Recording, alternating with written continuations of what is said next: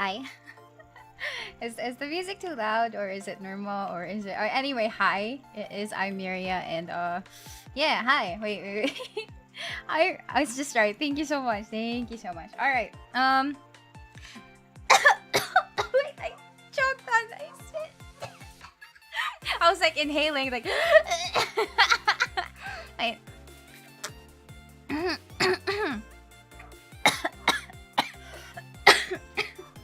I'm sorry. Anyway, so hi guys. Yeah, I'm alive, and so breathing. Excited kasi masyado. Yeah, to say hi. Yeah, hi. Hello to everyone. Good evening. I hope you guys are doing fine. I hope you guys are safe, especially for the people who went to on live. I was watching my Twitter feed kind of like explode with all of the on live stuff. It's crazy. Thank you very much for your support, by the way, and I'm very glad that you guys cheered on ELAINE and VIRGIL during their performances. And yeah, it's actually really nice to see you guys like there. How was the I wasn't there. How was it? I don't ask the people who were there because I wasn't there. I didn't really do anything. Actually, like feeling ko nga may kasalanan ako sa inyo guys. I'm really sorry that ayan, I didn't get to perform at all. Quick question, cause like yeah, na all pumunta. Yeah, I believe you definitely. I did. Okay, here's the thing, right? I'm sorry. I feel like I disappointed the Miria because I didn't know that the performances could have been recorded. I didn't know. Cause when Gira asked like who wanted to participate, it wasn't really clear if. Because personally, I thought it was going to be like a live event that I have to like be there live. Like hindi pong I thought they were going to call. I thought they were going to call you on Discord, and then stream nila yung screen mo, and then you're gonna sing live and like talk to people live. I didn't know, and I'm honestly like really sad. I didn't know, and parang naisip ko tuloy sobrang missed opportunity. Kasi, anong tawag din? I have work. So, when Gira asked, like, who wants to participate, nakita ko na yung date. And, like, alam kong hindi ako makapunta. So, I'm really sorry about that. I didn't know that there were options for it. And, well, yeah, sana may next time.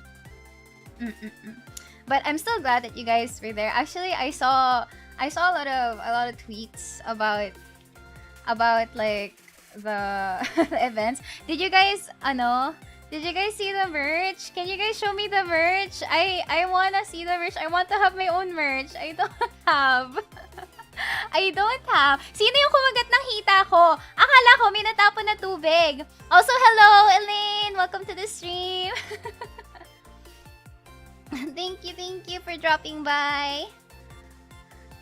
Also, Tempo, thank you so much for being back to the consultant team. Welcome. And Toffrey, thank you so much for being a member for 13 months. Happy 13th month kayo po. Ay, membership nga pala. Good luck sa mga kapanala. May nanalo na nga eh. Na-auction na daw. Wait, who bit my thigh? Who bit my thigh? when someone posted the picture, I was like, I thought they were water droplets. I thought there were water droplets on my thigh. So let me check my notifications. Yeah, someone bid. What's the past tense of bidded? Bidded. Who bid it? Who bid it? Sure ka hindi ikaw yung kumagat ng No, that's a digital signature. Makikita nyo naman if it was like a live signature. No, I wasn't even there during the printing process at all. It's a digital signature. Sino kumagat? Dapat, alam mo, dapat talaga dinaan yan sa amin ni Gira. Tapos dapat kinagat ko din for your own purposes. Sino nag-post na? I think it was sa variables. nag-share siya ng tweet na may kagat na. I'm like, huh? I really thought they were water bottles. I really thought they were water bottles. I mean, water bottles? I thought they were water droplets. It's not even soap. What's your standee bidded? Someone bid. How do you I don't know what the past tense is, but it doesn't matter. Someone paid to get my standee. Who was it? I saw someone tagged me. Like someone got it now. Like, I'm not familiar with the faces of the Miria. I'm sorry. I'm sorry. But then at the same time, like your own personal safety, do not show your faces to me. Past tense of bid is bid. Ah, okay. Then someone bid it. Bid it. Someone bit the thighs. Bit the dead, yeah. But yeah, I'm not sure what the price was. But I saw the picture. Si Skin Nerd nag-post ng picture. It's a picture of Bosu plus my standee plus someone holding like this really cute pink purple like candy stick, jelly stick. It was so cute though. Basta mahal ka, Doc, in the most literal sense. It's called love. Hello, welcome. I dip for this one since I kind of want to play too. Oh, okay. Don't worry. Jellies. Ewan ko. It looks like yung light stick. It looks like jelly. I would totally bite it. I would totally bite it. Whatever that thing is called. It glows. It glows in a really nice way. It looks like my horn. Oh nga, love language ko is biting. So obviously. Virgil, hello! Welcome to the stream. Oh! Both of you guys are here. Kilala ko yung nanalo. Baka siya kumagat. What?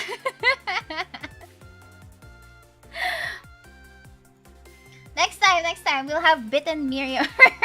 Bitten as in kinagat, not bitten na bitten like kinulang or whatever. Whatever, anyway. So today we're going to be like playing this game called TOUCHSTARVED. It is a visual novel. The entire team is here. Yeah, congrats on their performances earlier. Hindi daw pwedeng i-record eh, so I'm just recounting like the experiences ng everyone who was there. Aria's here. Basta may mga hot na guys, bigla nagpapakita yung dalawa. I'm kidding. Okay. Alright, so we're gonna be playing like this visual novel.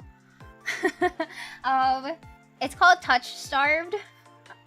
But like I don't know what to expect much, but I just know that a lot of people have played it so far, and I wanted to try it out myself. Girl, lalaki.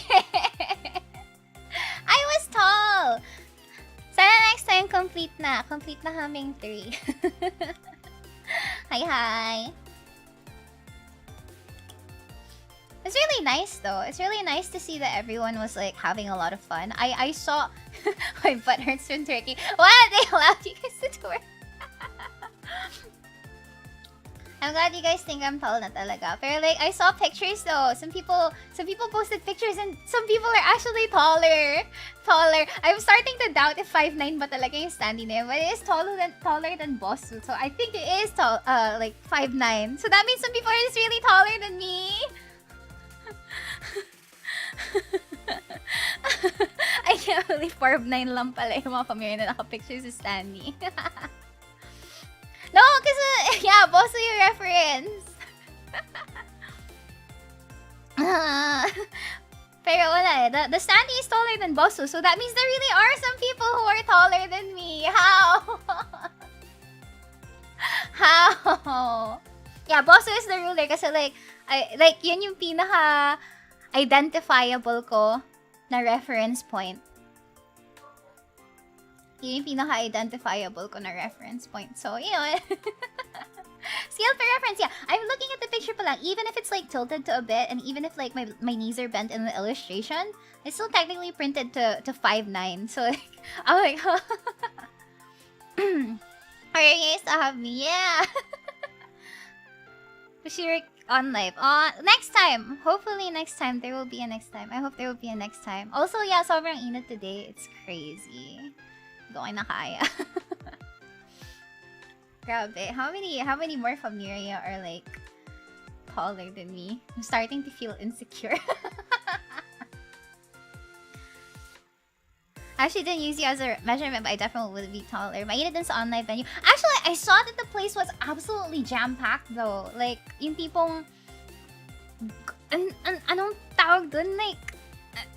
ano yun? Like, cramped together. Everyone was like, crowding there. Pero I'm seeing the pictures may aircon naman. But like, yeah, I guess they didn't really expect... I didn't really expect that maybe they really didn't expect that there would be a lot of people visiting. So like,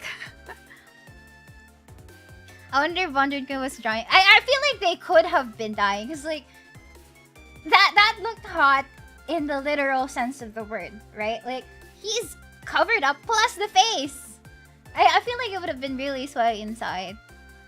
He was blonde. Whoa. They ran out of physical tickets at 1 p.m. So they sold out! It's great! It's really great.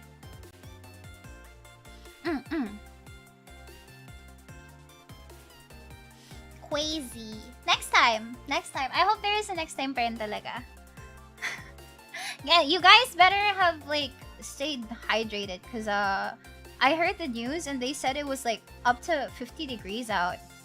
It's crazy. I was even wearing a leather coat. Yeah, exactly! That's what makes it hotter. And by hotter, I mean like literal, okay? May Cosmania. What's the next one? Hindi ba Cosmania is bandang September pa or something? Next time, sana mas malapit naman sa probinsya yung mga cons. Mood though. OnLive was the first VTuber. I think so. That's how they were, ano. That's how... October, okay. Hindi ba Conquest is like... this June na?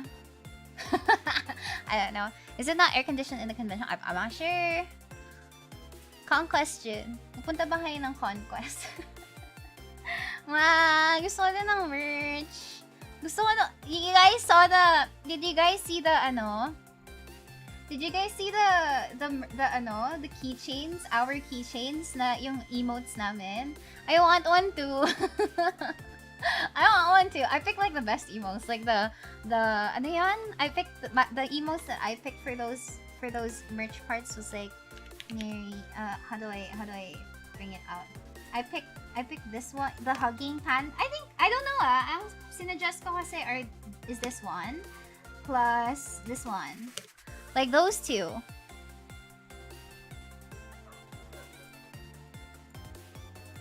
I suggested na gusto kong merch is like the Miria. Yeah. Isa lang ba? Isang keychain lang ba? Oh, sayang. I wanted the Hugging Panda keychain too. I guess that one didn't get printed as well. Also, Remy Chroma, thank you so much for being a member for 13 months. Just jogged and the sun was out and it was hot as F. Remember to drink lots of cold ice and water. Yeah, I have been drinking like a lot of water recently. Like ice cold water, which is crazy because I hate cold water.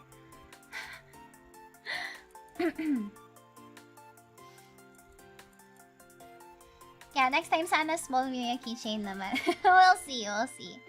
But yeah, okay. So it's just that one. It's just the the Miria Uwu keychain. I wanted to see if there was like din the Hugging Panda keychain kasi gusto ko sana ng ganun. Pero wala. I guess wala. Small Miria na standing. Sayang yung ink, hoy. Sayang effort i-print yun. Kasi yun lang naman yung itsura.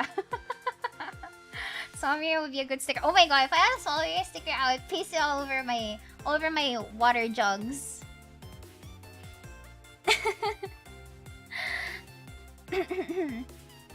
Yeah. Toffree, thank you so much for gifting 5 Miria Chocolate Virtual Live memberships. Thank you. Small Miria standing hanggang tuhod lang. Yeah. That would be cute. I agree. Yeah, for the people who got gifted by memberships, welcome to the consultant team. Okay. Yeah, welcome and welcome back to new and old consultants. We're happy to have you here. Ang hirap idikit ng reflective sticker mo. Ano i-try the reflective sticker? Because I don't know either. I don't know what they look like either. Can I see? Saan yung didikit? Considered standees ba hanggang ankle? Basta nakatayo. Virgil, thank you so much for being a member for 13 months! Happy 13th month, sorry. Ooh. This is the largest consultant team ever for any medical practice. Can I put the new sticker in my scrapbook? 10K, 10K, 10K! Hi!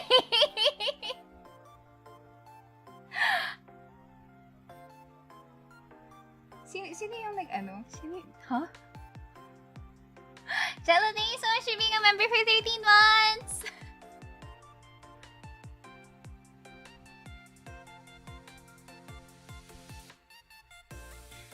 I am very concerned! What?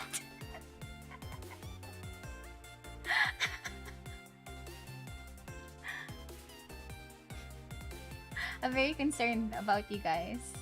Like, I would like to make a Miria concerned emote. Oh my god. That is one Akasupa na almost, wait lang. If I max my slider, send a super chat. If I max my slider, yeah, that is one Akasupa. Closer to the end range of the red.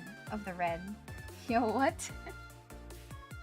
Sinisecret pa namin pero pinost na yung Nabuviali Papa. Papa posted? Wait, let me check. Stalks my Twitter Papa. Buviali.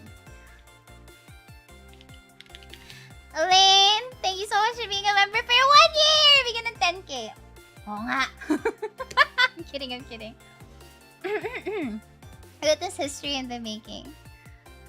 Guy, okay, legit question, but like, what will you guys do with the standee? Naka-Miria shirt ako, tapos si Buviali Papa pala yung nagsabi ng nice shirt. Oh my god, shirt! Saan pinost ni Papa? Wala naman ah. I'm too scared to know. Put it on an altar. Bite it over the years. Like, I don't... Okay, for real? What could I get for 10,000?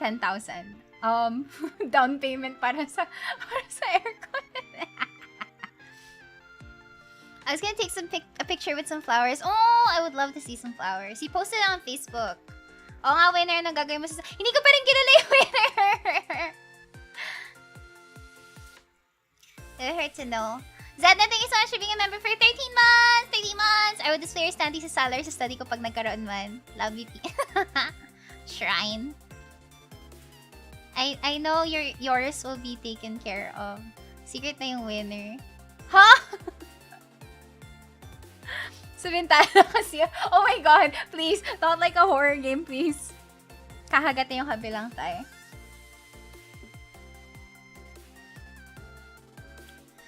Okay, guys. Okay.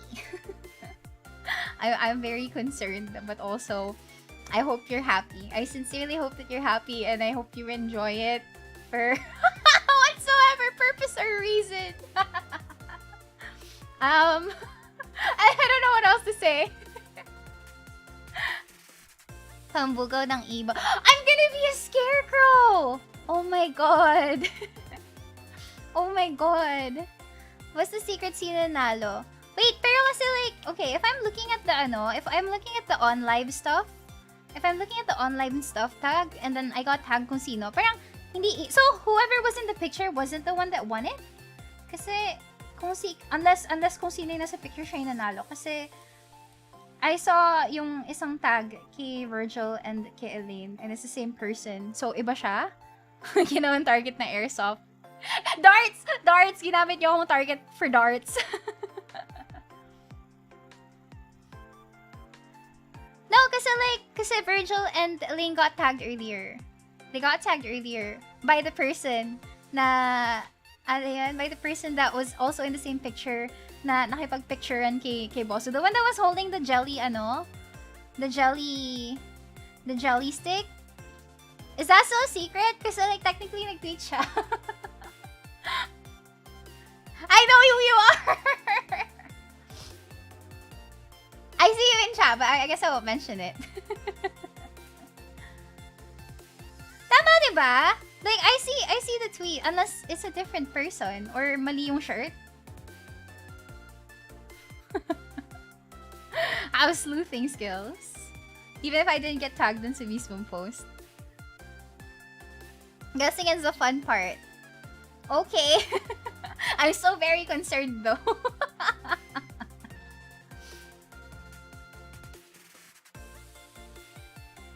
I know who it is now that too. Mali hula niya, bro. She'll never know. So, it's not who was in the picture. We plead the fifth. It's not who was in the picture?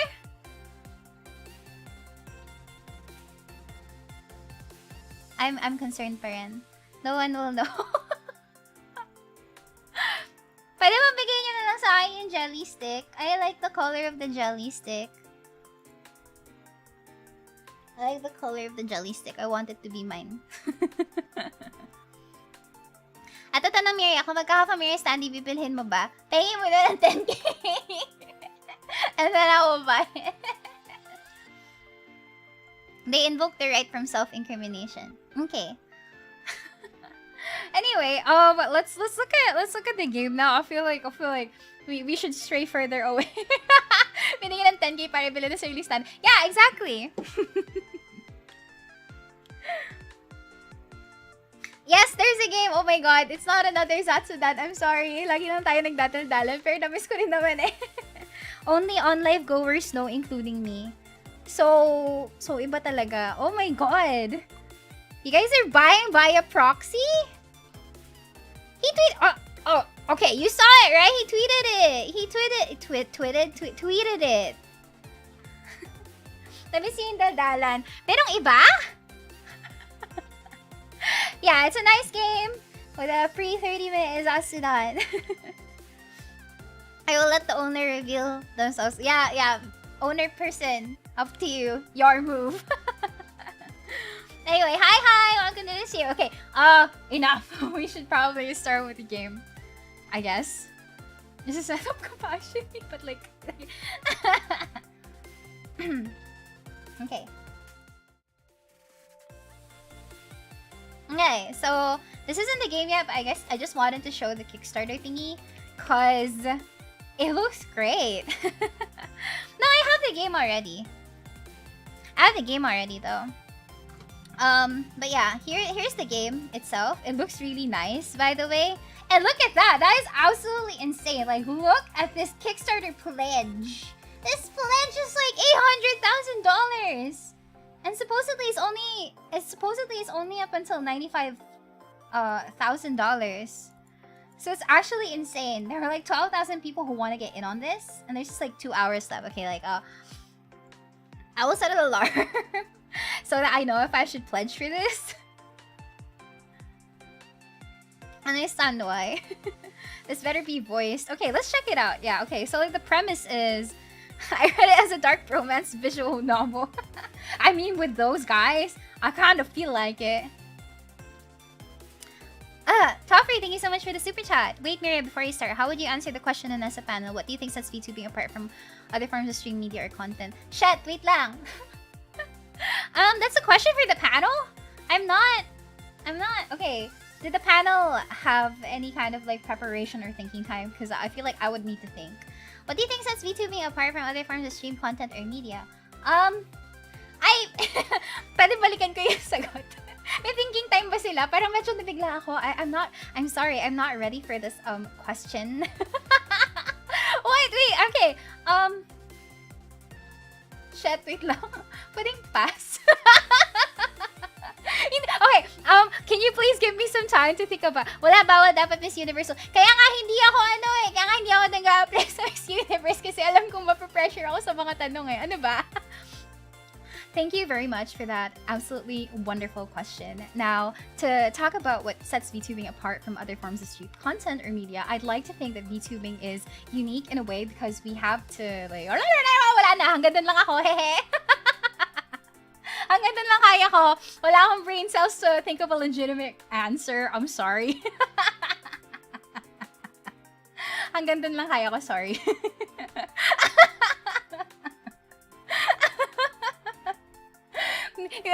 I don't have an idea. Okay, like right now I feel like magandang intro. Syempre dun dapat tayo bumabawi, guys. You have to start strong. And supposedly you're supposed to finish strong, but I'm still working on that finish. I'll go back to that question, okay? But okay, what did the others say? What did the others say for that question? I'm not sure. Kung kinaya ko lang talagang magbarbero sa sagot. I'm sorry. Like, okay, I feel like I need some thinking time talaga eh. But okay, fine. I'll think about it later. I promise. I'll remember that super chat. Anyway, so ayun, TOUCHSTARVED. The premise is basically like this thing, I guess. This part. I don't know if you guys see. Oh, you're not seeing my cursor, right? Wait, wag kayo magbigay ng clue. Hoy, I will delete your message without reading it. Wait, how do I delete your message? Wait lang. Bawal clue. Wait! Deleting this! Remove. Sorry, dinilit ko po yung message mo kasi kasi kailangan makapagsagot ako ng maayos without any help.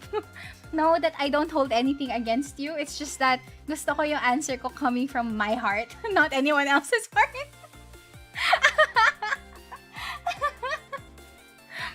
Hindi ko nabasa, promise. Hindi ko nabasa. Nakita ko lang parang may mahaba, tapos may intro na VTubing blah blah blah.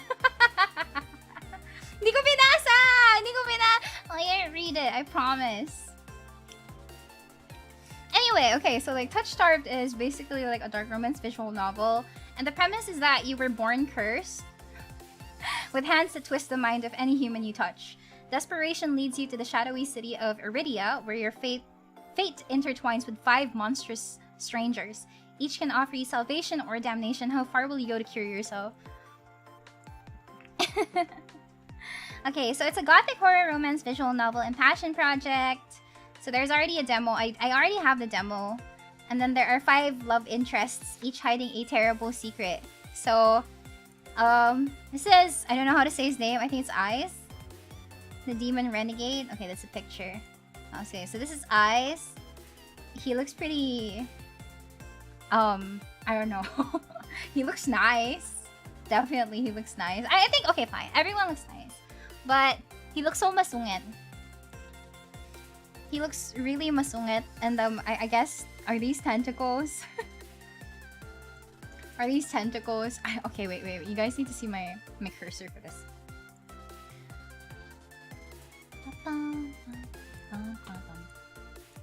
Alright, you see my cursor now. There we go. Virgil, my... ano to, auction? You look lost, little sparrow. Sounds like gothic horror translation for Are You Lost, Baby Girl? Sabi tayo si Virgil kaagad may dibs. Reggie, thank you so much for the super chat. Miria, next time andun ka na sana para ubos-ubos lalo boses namin. Okay, uwian na kami. Be driving na. Be safe! Drive safe and thank you for dropping by. Take care. I'll be listening when I'm in the background. Yes! Do not watch and drive. Listening is fine, but don't look at your phones when you guys are driving. Lanzi, thank you so much for the super chat. Also, on this time, I will be listening to LRT. Okay, spread the word of Miria. Virgil 10K. Sino pinaka-type mo dyan? I have to look at it. Okay, so this is Eyes. Ace? I don't know. Eyes. He looks nice though. He has 2 horns. He has horns on top of his head plus something coming from the side of his face. He has some really interesting tattoos. Are these tentacles? Okay. And then this is Min, the cursed outsider. If you come any closer, you'll get hurt. Looks like a bird, man.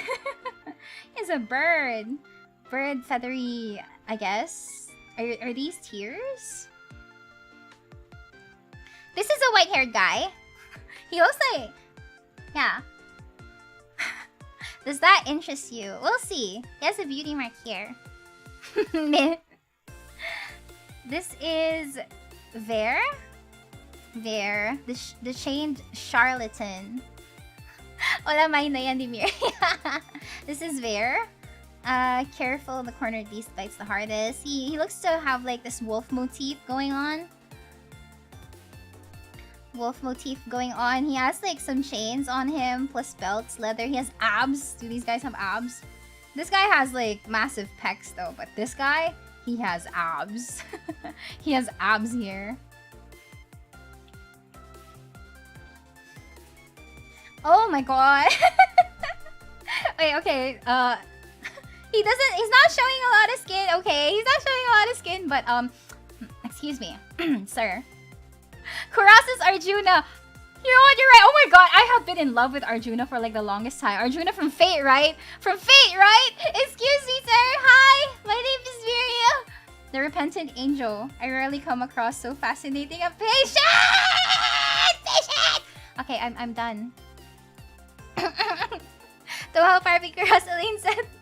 I remember Arjuna face. Oh my god, Virgil! I can't!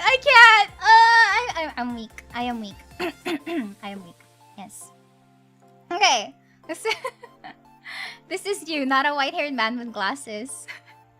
Look at those piercing eyes! Oh my god, guys, come on! Gold motif. He has a lot of belts too, I guess, but he looks very ornate. It's very ornate. Yes, I had a very massive Arjuna face. I'm sorry. He also gets Zhongli vibes. Actually, like, look at his design. Kind of, like, reminds me of him as well. Your color schemes can go well together. Oh my god. He has gold. I have, like, pinkish purple. So it's kind of like some form of ube queso. And this is... Wait, ano yung sa kanya? Many eyes. A lot of eyes. He has long hair pala here. What's with you and sussy doctors? I don't know. And then this is Leander, the heroic mage. He looks boring. Wait lang. Like, okay, these guys have really interesting silhouettes behind their backdrop. Like, this guy has, like, completely unique silhouettes. But this guy, Leander, is just basically a copy-paste and then, like, color overlay. Tapos nilagyan na ng eyes.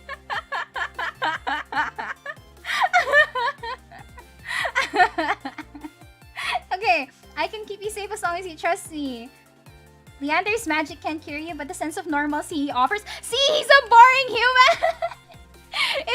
He's human. Ikaw pa sa cafe, ang siya call the character there. I'm sorry! He's human. He look, his backdrop is basically just him.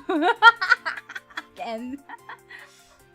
Okay, main character has really strange hands, so... Miria, in a world full of extraordinary people, the ordinary ones stand out. Basic zone. Stop slandering my point. Okay, I'm gonna find out, okay? I'm going to find out how it's gonna play, right? So don't worry about it. Okay, not gonna lie, they all look really hot. But I'm placing my bets on this guy, on Kuros. Okay, let me read their names. Eyes, Min, Vare, Kuros, and Leander. See? Among all of the other people, Leander has like the basicest name. I'm sorry. Wow, Rachel with the base thing that we were trying to explain before. Okay, we'll see. Okay, we'll see. We'll see how things go. All right. Okay, I'm gonna turn my music off. I'm gonna open the game. Leander Bros and Shambles. Hey, we're gonna find out how it's gonna go. Okay. My opinions are not yet final. Besides, we're just about starting anyway. My opinions are not yet final. Okay. Wow! They're hot. Am I hearing music? Am I hearing music? Press any button. Okay. Oh, it pauses every time I... I'm not hearing things. That's weird. Is there supposed to be sound for this one?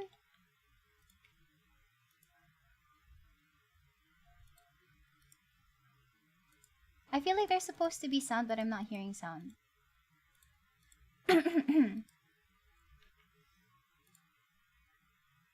I'll restart it, just in case. Baka wala pa sa button. Hindi.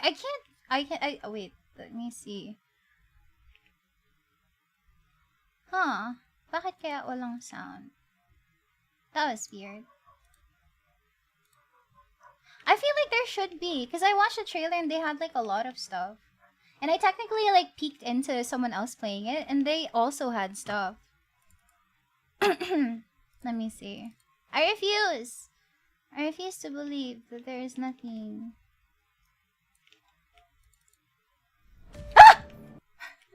Oh, did you hear that? Okay, I think that's it. I had to restart the game. Okay, thank you.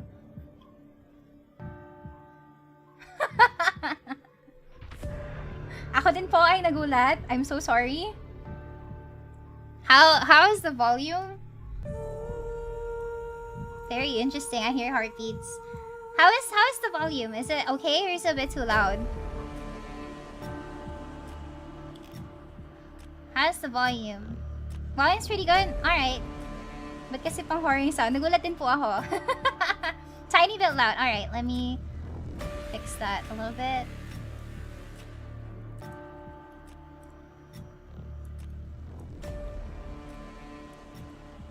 There we go. How about this one? It is a gothic horror. Okay, well, we'll see how horror... Let me just fix my chair. Let me see how horror-y it is. Okay. My bar stool is ready. New game. Demo product. This is a demo of the TOUCHSTARVED prologue and not the finished product. Thank you, Red Spring Studio.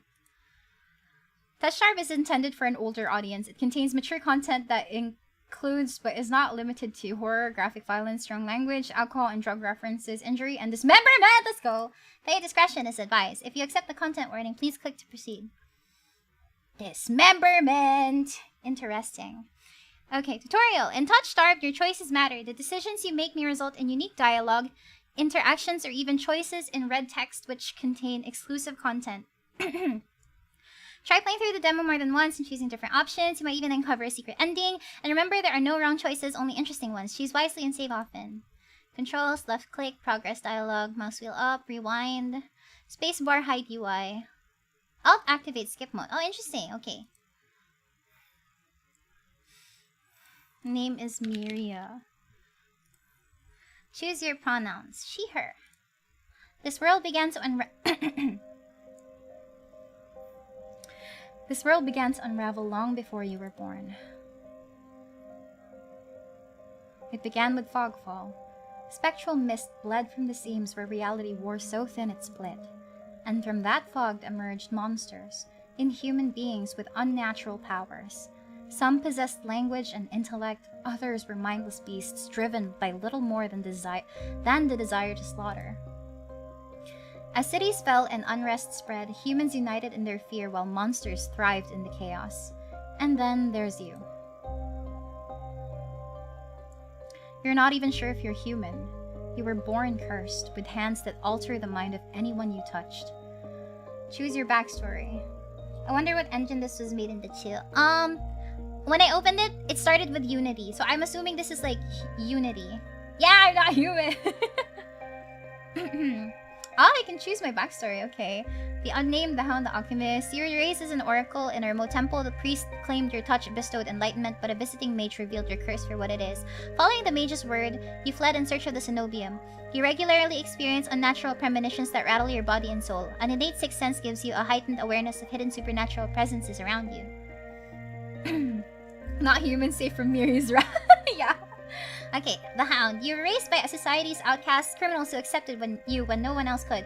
Your partner in crime, a friend since childhood, helped you steal enough money for a cure. Then betrayed you! They left you with only enough coins to travel to the cenobium, your last hope.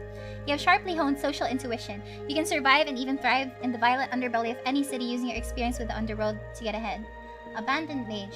An exiled Cenobium mage took you in as a child, raising you as her apprentice. She seemed to take pity on your curse, but you discovered that she was cultivating you as a test subject! You fled to the Cenobium seeking a cure. You're an experienced spellcaster with encyclopedic knowledge of alchemy, spellcraft, and history. With a little observation, you can identify the subtle effects of magic. Okay, fine. I'd like to be the test subject today. But this is actually insane. Okay, like, the music sounds really nice, too. It's Miria. Okay, I'm gonna be an alchemist. I'm gonna pick this one. Abandoned mage. Your name is Miria. You selected she, her pronouns. Your backstory is the alchemist. Is this correct? Yes.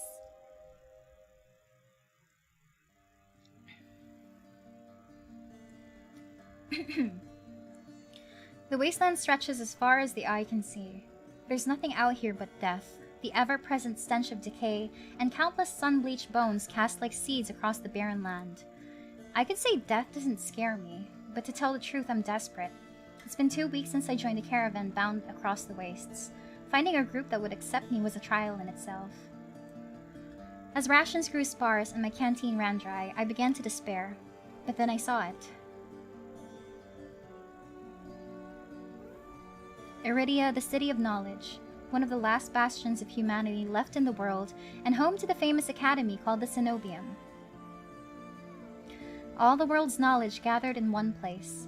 If there's anywhere I'll find a cure for my curse, it's there. All that stands between me and a cure is a final stretch of salt-soaked wastes. Or so I think, until I see the first tendrils of fog snaking beneath the wagon. The color scheme looks nice, yeah, I agree. I too am desperate for death. Is this fogfall? My stomach sinks at the very whisper of it. A silent storm more devastating than fire. Dangerous in cities, but a death sentence beyond them. A thick blanket of fog engulfs us, smothering out the lantern's light. The wagon lurches to a stop. An eerie silence heavy as the mist falls over us. The only warning we get is a strangled scream. Stay back! No! The cry dissolves into wet gurgling. Oh shit, what the fuck? Then the wagon violently pitches to the side.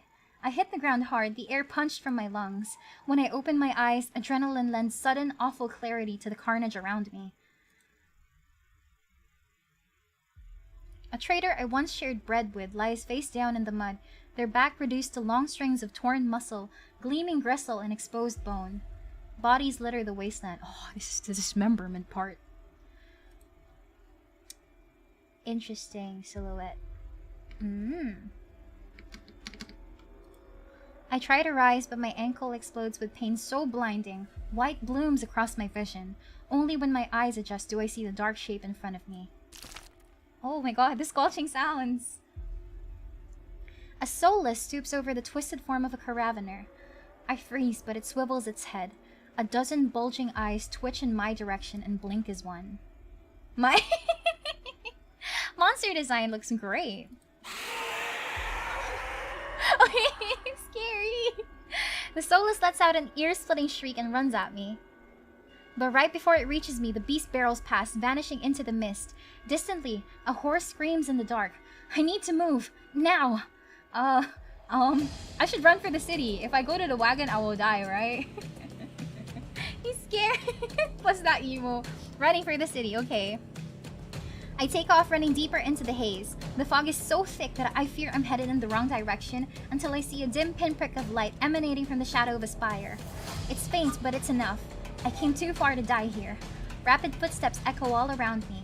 I turn in circles, frantically searching the opaque mist for the source, but the fogfall twists and stretches sound. Suddenly, the caravan's driver bursts forth from the fog. Our eyes meet too late. He slams into me, knocking me to the ground, and slips in a patch of mud. The soulless falls on him as soon as he slows. It catches the driver by his throat and breaks his stomach with a razor-sharp claws. Yo, what? Imagine if he died by the first choice. Nope, I'm glad I'm alive. No wrong answers, only interesting ones.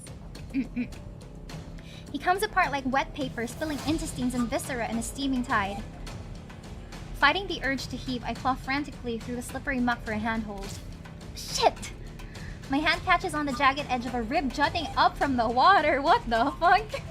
Bandages unfurl around the gouge torn deep into my palm. How do I accidentally cut myself with a broken rib? Is this monster single? The pain's quickly forgotten when a hand closes around my wrist. Can you stand? One of the travelers from the caravan leans over me. We need to run. They reach for my hand and I realize too late that my bandages have come undone. No! Don't touch me! The sensation of their thumb brushing the back of my hand sends a shiver down my spine. All it takes is one touch, and in the space of a breath my curse takes hold.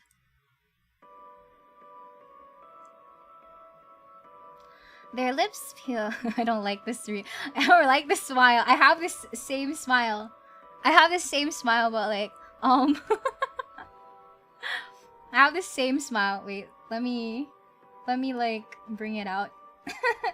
Let me get my smile. Wait. I need to pause the game though. The title just summarized my social life right now. Okay, I need to hide a bit. I'll activate my smile. It's still locked behind like. It's locked behind my my settings, but let me get my smile just so that I match this guy, okay? Now, where is it? Where is my smile?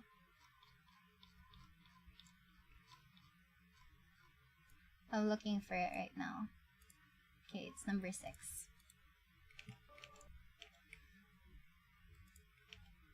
I have this exact same smile. I found it. Hey. Is it up now? Is it up now? Is it the same smile? Yeah, it is! Let's go! Alright. Their lips peel back into a deranged grin.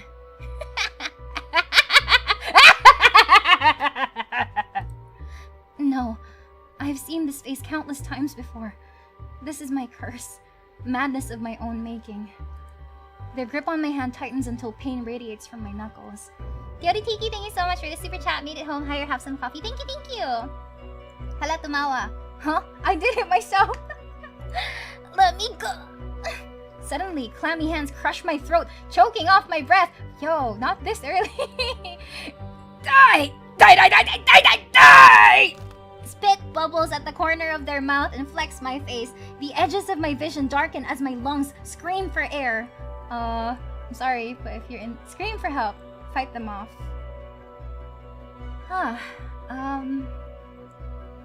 You know what?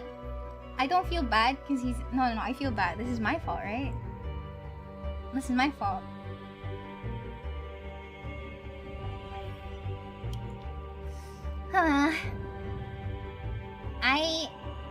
Am I weird that I like this? Your fault, so you take action. Fight them off. My nails gouge deep into the traveler's wrist, but no matter how much blood I draw, they don't flinch.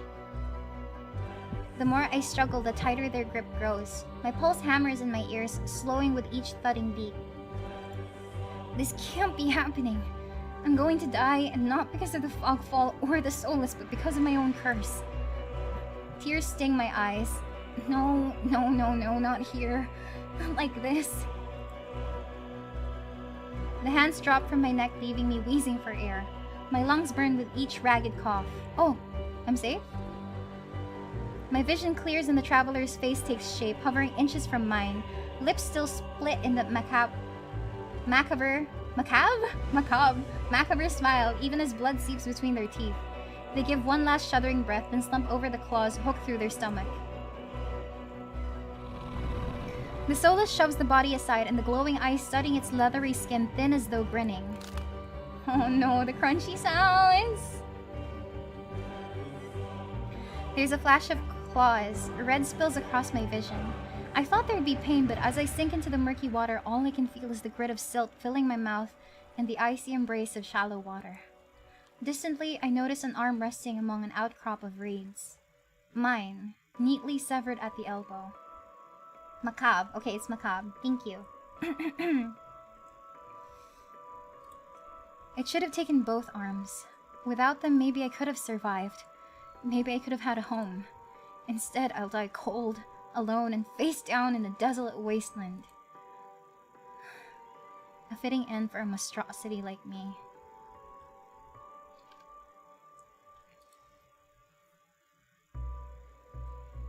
It can't have ended there, right?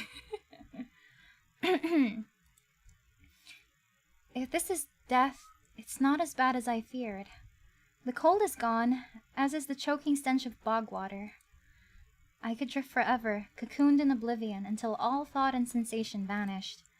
No curse, nobody howling at me in madness and terror, nothing at all. The thought has a terrible appeal to it. But then the next moment, I take a reflexive breath. Air pours into my lungs, then out again in a ragged gasp. How do you do that? Oh, the pronunciation is macabre. I see. Feeling comes flooding back. Warm cloth on my bare skin, a firm surface underneath me, a strange tang of sulfur in the air. Do not be afraid. Do not be afraid. Do not... I don't know who this is. Do not be afraid. Mama! Help me! Okay. Alright, because he said like... He was a doctor, right? Help me. I twist my head towards the voice. Tears flood my bleary vision at the bright glow of lamplight. Try not to move. The voice is calm, steady, and commanding. Try not to move. More importantly, it's a stranger's voice. One thought cuts through my mental fog. I have no idea who this is, and I'm completely at their mercy. Stay away from me! My words come out in little more than a creaky whisper. I clamp my mouth shut, hating how weak and helpless I sound. No. What? No? No? Oh, same reaction. Same reaction. No? Who the hell is this? Lie back down. I let myself slump back against the thin pillow, wincing with emotion jolts my head. Ah, a cooperative patient. Thank you. The words swim in one ear and out the other without much comprehension. I pull the sheet up higher, wiping my eyes until my vision clears. Yo, oh my god, I love the blur effect. Yeah, a very fitting first line for an angel. The stranger towers over my prone form. Warm light reflects off his pristine medical coat. I instinctively shrink back, and that's when I notice that I'm completely naked except for a thin linen sheet. Naked, lying on a low cot with a pair of sharp golden eyes watching my every move. How long has it been? Watching my every move. The man's gaze flickers to my exposed, unbandaged hands. Kimia, I go. Have fun with you. Thank you so much for dropping by, Virgil. It was nice having you around. Good luck with whatever you're gonna do after. Miria, your thirst is leaking out. No, I'm just very concerned over this man. Bye-bye, Virgil! Love you too. Thank you, thank you. Take care, take care. I plunge my hands under the sheet to hide them from sight, though it's too late. He must have noticed what they look like. You saw everything. No, please don't say it like that. Strange, cursed, inhuman. I brace myself for his inevitable suspicion and disgust, but his expression doesn't even flicker from that courteous smile. He just watches in placid silence as I struggle to make sense of my surroundings. Where am I? Who are you? Be calm. Huh? You are safe. Be calm. You are safe here. I can't. I don't think I can do justice to his voice. But look at his face. Oh my god. His face. Whoever this is, he clearly has no idea who or what I am. I've never been safe anywhere with anyone. Even my own mentor, my teacher, thought I was nothing but a convenient specimen to be used and discarded. I scowl, pulling the sheet protectively around myself. Where are my clothes? The man's golden eyes narrow slightly. A sharp sigh rustles the papers in his hands. I see you are not to be dissuaded. Your clothes were torn to shreds when I found you, but I procured replacements. With a soft creak, he stands from his chair, giving me a better view of my surroundings. I seem to be in some sort of medical clinic. Bottles of silvery alchemical concoctions line the counters in neat rows. The air makes my nose twitch, a faint whiff of smoke and something distinctly metallic that I can't quite place. Shit, oh my god, he looks so cool. He looks so cool! The doctor produces a large, dense bundle of cloth, which he sets at the foot of my cot. He's easily a head taller than most, and I have to crane my neck to look at him. Oh my god, he's taller than me!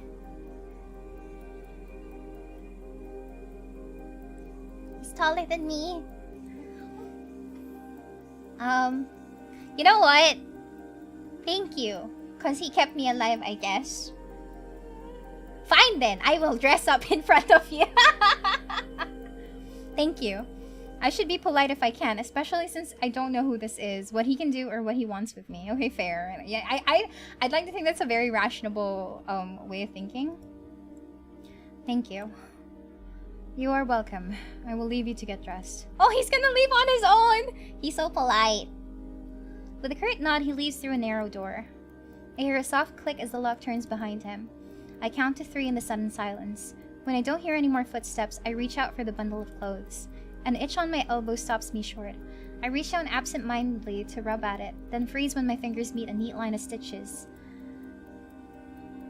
I know what I saw. That beast took my arm clean off. And yet my arm shows no sign of injury apart from the black stitches poking through my skin. I gingerly flex my fingers, feeling my heart race at the sensation. This is impossible. I should be dead, or at the very least gasping out my last breaths.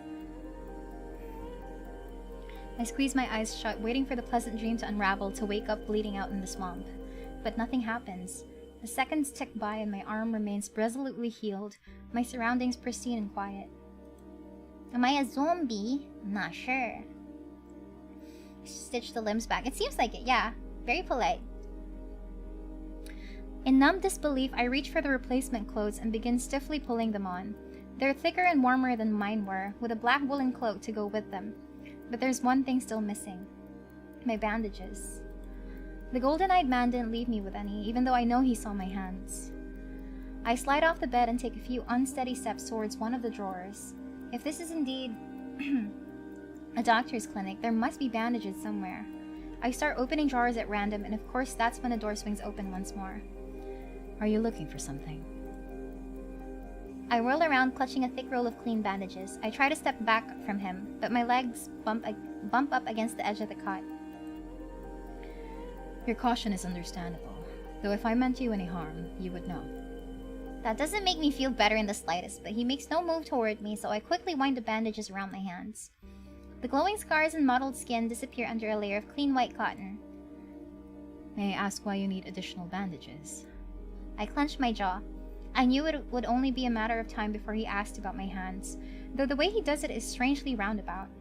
Barks respectfully, ELAINE, please. Honestly though, I agree. Say nothing, glare at him, decline to answer.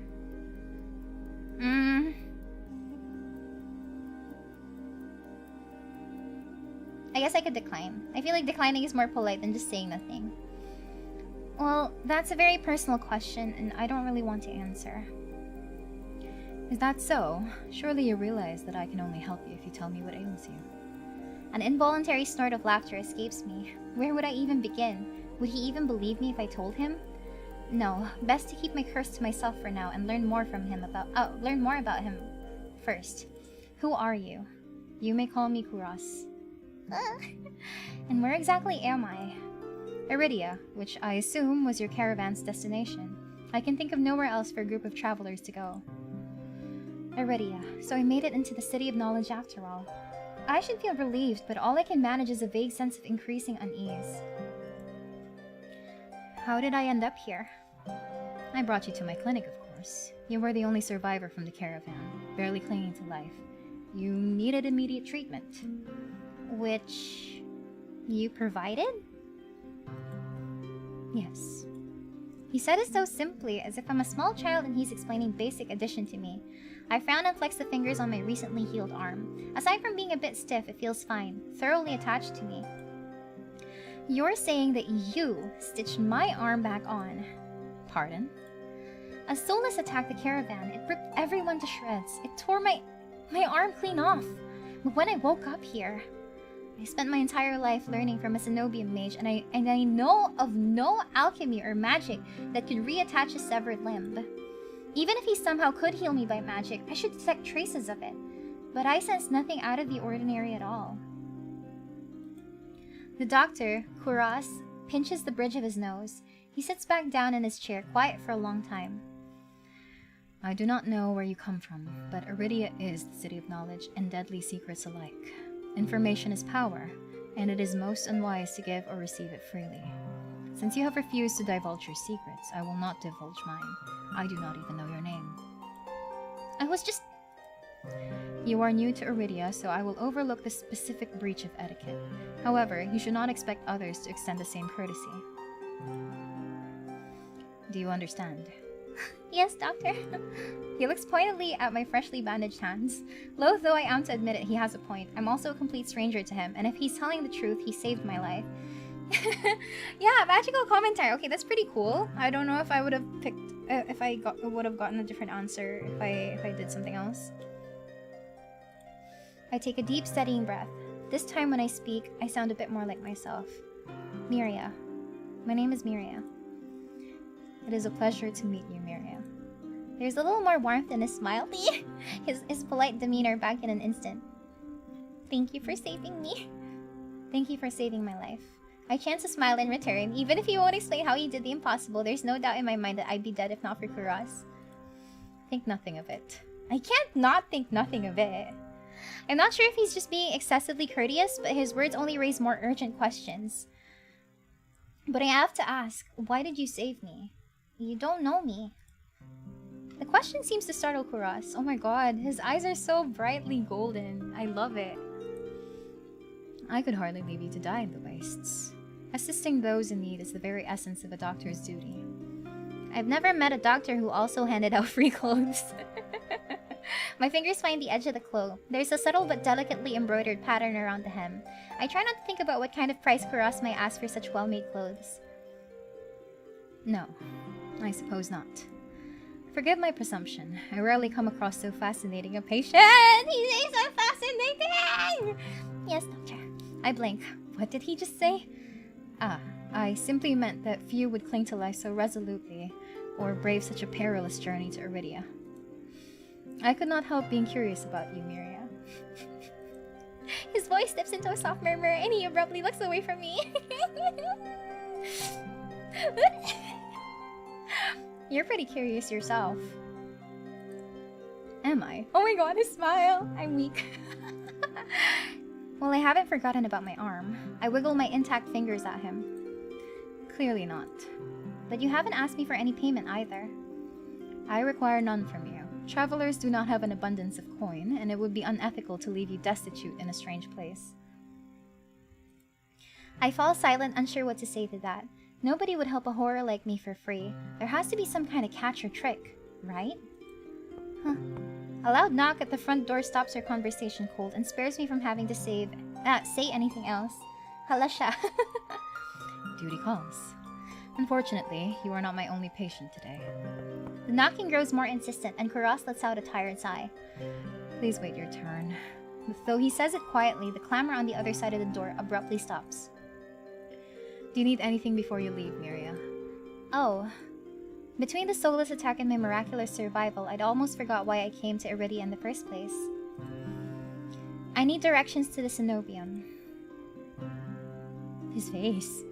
The cenobium. The look on his face is downright chilling. He pauses, choosing his words with cold deliberation when he speaks again. Whatever you seek, it is very unlikely you will find it there. The cenobium's gates open for precious few visitors. Even if they did, you would not like what you found inside. My heart sinks. Is he saying that I came all this way for nothing? Risk life and limb for nothing? No, that can't be. I've only just arrived, and Iridia is the largest city still standing. There has to be a cure for me here. Then, if not the cenobium, where would you suggest? Do you know anyone else in Iridia? I shake my head. Then I suggest... Then I suggest a local guide. Head to the Wet Wick and ask for Leander. Leander, okay. Excuse me? The wet what? The Wet Wick. He sounds deeply unamused. Follow the postings advertising Leander's bloodhounds. They are difficult to miss. When you meet Leander, tell him I sent you. That isn't much to go on, but Kuros points towards the clinic's back door. You will be safe so long as you do not draw attention to yourself. That's easier said than done. I've always been a magnet for the worst sort of attention. If you require my assistance, you may return whenever you wish. Okay, Doc. Though he's smiling, there's a note of finality in his voice. Resigned to my dismissal, I slip out the back door. I find myself standing in a narrow and rather gloomy alley. I pull the new cloak up over my nose, stepping over the contents of chamber pots that have been emptied into the street. Something weighs heavily inside one of the cloak's pockets. My coin purse. Everything is still inside, every last coin that I'd scraped together for the journey to Iridia. It doesn't even look like it was opened. There were so few coins to begin with, they probably weren't even worth stealing. I glanced back at the clinic's closed door. Kuros didn't take any payment. He didn't even ask for a future favor. But he also said that in Iridia, secrets are power. Does he expect me to give up mine at some point? That's not exactly a comforting thought. Still, no matter why he did it, Kuros gave me a second chance and a lead on where I might find help. I'd better get going before he changes his mind. I squeeze out of the alley and into the crowded main street. Free healthcare. I know, right? Sana all. I'd like to have free medical checkups as well. How many people are you seeing me for at the moment? I've only met the first guy. The line outside Kuros's clinic stretches down the road already. Two thin peddlers queue us alongside weathered elders. If any place is in desperate need of a free clinic, it's this one. The cobblestones are treacherously rough under my feet, deep grooves worn between them by regular flooding and decades of hard use. Is there a way to make it, like, faster? There we go. I knew Iridia was a river city, but I didn't expect it to look so eroded. The buildings are tired and dilapidated, all crammed together in narrow streets. A child darts by, clutching something very greasy wrapped in paper. The smell of fried food drifts over to me. My stomach gives a faint gurgle. This morning's catch, fried up, hot and fresh. Not too many eyeballs today. Eyeballs? That sounds disgusting. But I'm starving, so I duck my head under the stall's grubby awning. A large fish leers up at me, its three bulging eyes still visible through the thick layer of crispy batter. The vendor gives me a gap-toothed grin. What's the cheapest thing you got? The vendor points out a metal basket of what looks like long strips of savory fried dough. Fresh long, lads. 3 copper apiece, don't burn your mouth. I take the coins out, counting them gingerly. At this rate, I might not even be able to afford dinner. Me! Reluctantly, I drop the payment on the counter and take my meal. I wish they kind of like drew what the meal looked like. 2 streets later, I pass under a wrought iron archway adorned with dangling garlands of red and pink lilies. She's literally for you. Yeah, I know, right? But yeah, I wish there was a drawing or like an imaginary like or more descriptions. I don't know what a long lad is. I guess I'm having a long lad. The buildings in this quarter are a dizzying riot of color, painted walls and tinted glass everywhere I look. Sheer red and pink curtains flutter in open doorways. Musical voices call out invitingly.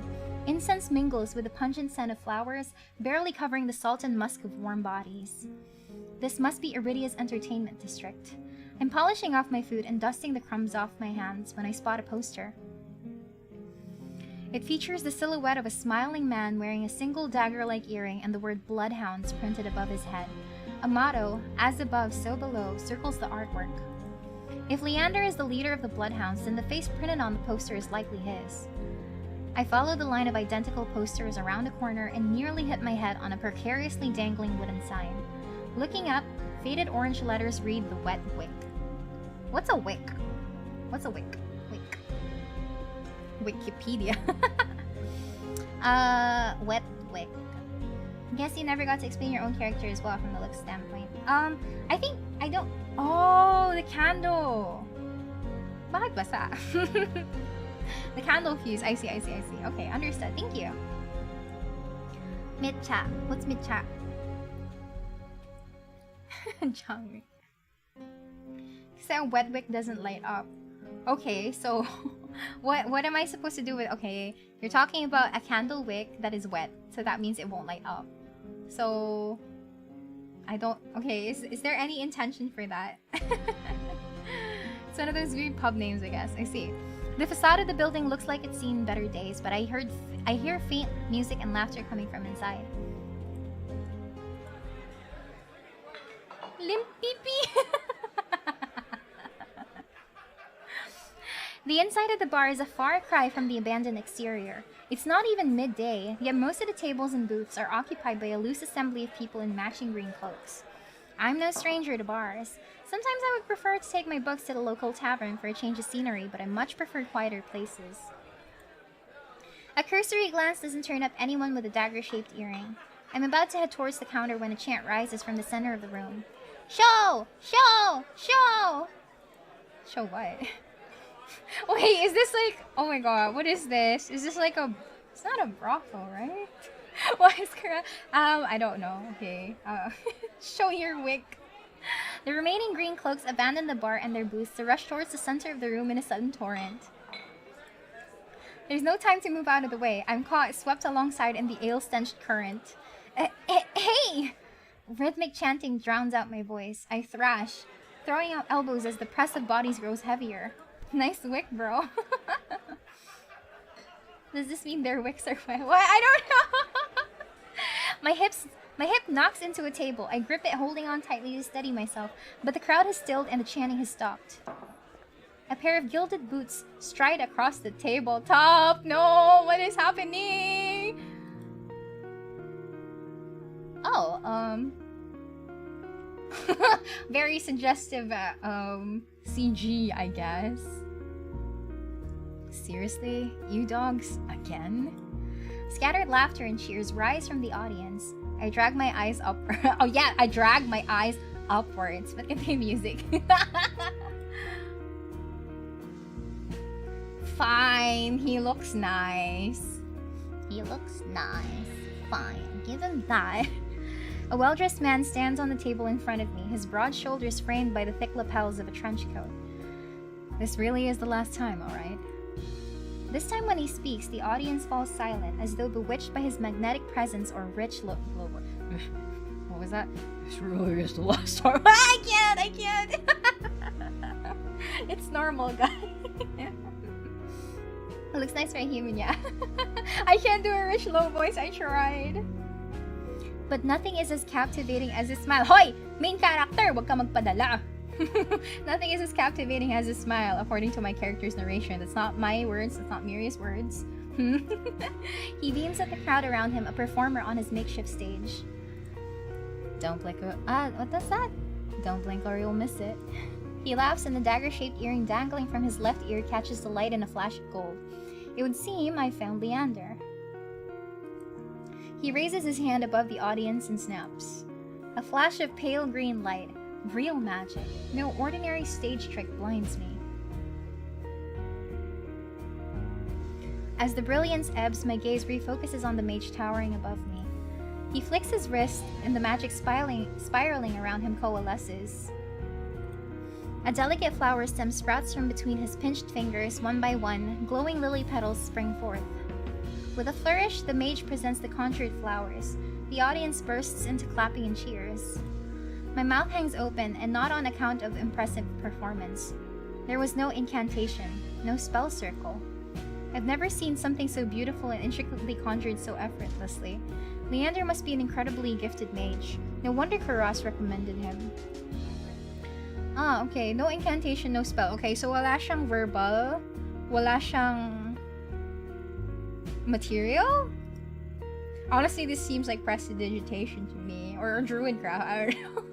Powerful? Are you sure, Miria? Gifted mage? This is like a cantrip. But okay, wait. Let me Google real quick. What is prestidigitation? Sorry, my D&D brain is trying to like make some sense out of this.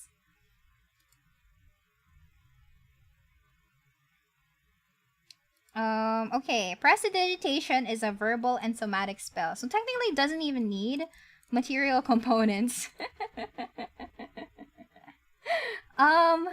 It seems to me that he's just doing either minor illusion, prestidigitation, druidcraft, or I don't know, cantrips. Anyway, Leander plucks the iridescent bouquet out of the air and turns into a slow circle, giving his audience a good look. Minor illusion has no verbal. He's just doing cantrips! How sure are you, Miria of the game, that this guy is powerful as he seems? Now, who can use some good luck? Eager onlookers scoot closer to the table. Some reach for the lilies while others whistle and call Leander's name. But his cool green eyes slide right over them, locking on me instead. How about you? What? My chest tightens. Every person gathers turn to stare at me.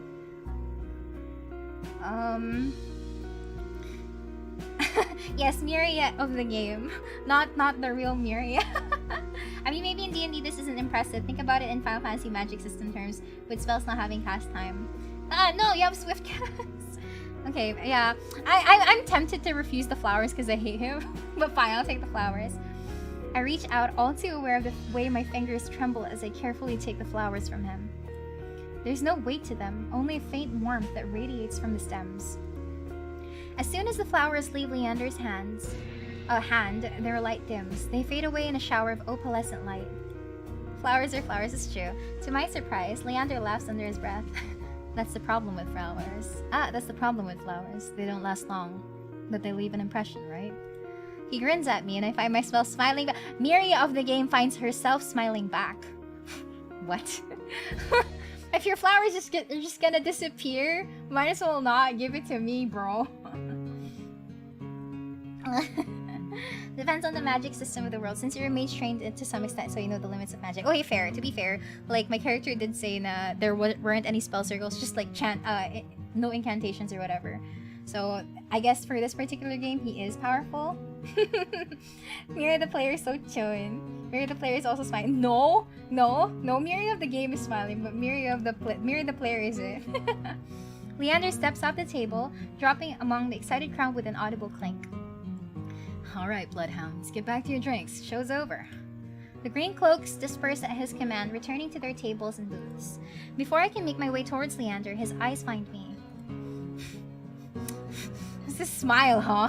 He gives me a friendly wave, then beckons me over to the crowded counter. I manage to squeeze beside him, but there's so little room that his broad shoulder presses against mine. Bayan? I tense, but he doesn't seem to mind at all.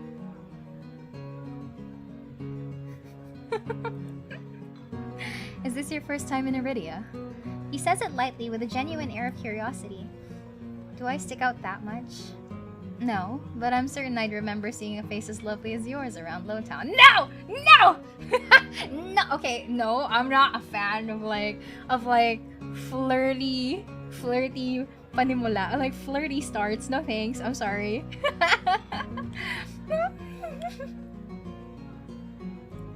My eyes flicker to the polished countertop. I'm not used to flattery, and being this close makes eye contact difficult. As if on cue, the bartender approaches us. What can I get you? Surprise me, and add anything my friend wants to my tab.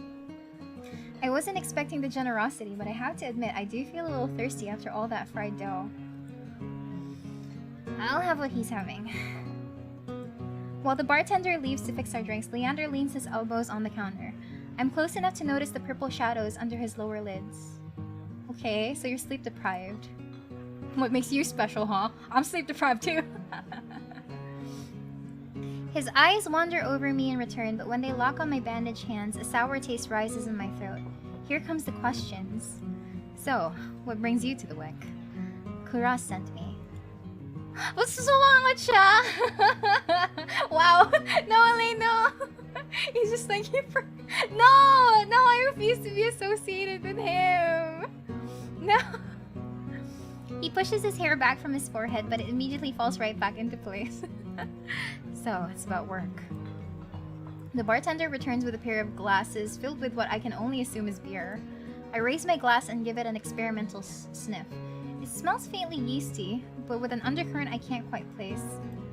A quick sip confirms my worst suspicions. It's awful. Somehow briny and sour in a way that reminds me of pickles. No, that's so gross! Why is this the thing that you're drinking, Leander? He isn't the first guy I met. Yeah, he's the second one. But any thought of complaining dies the moment I look up at Leander. I look up and see Leander taking a deep swig from his glass. He lets out a satisfied breath. How can I be of assistance? I need to get to the cenobium. As soon as the word cenobium leaves my mouth, the entire bar falls silent. Bloodhounds twist around in their seats to gawk openly. Finally, an especially drunk one speaks up.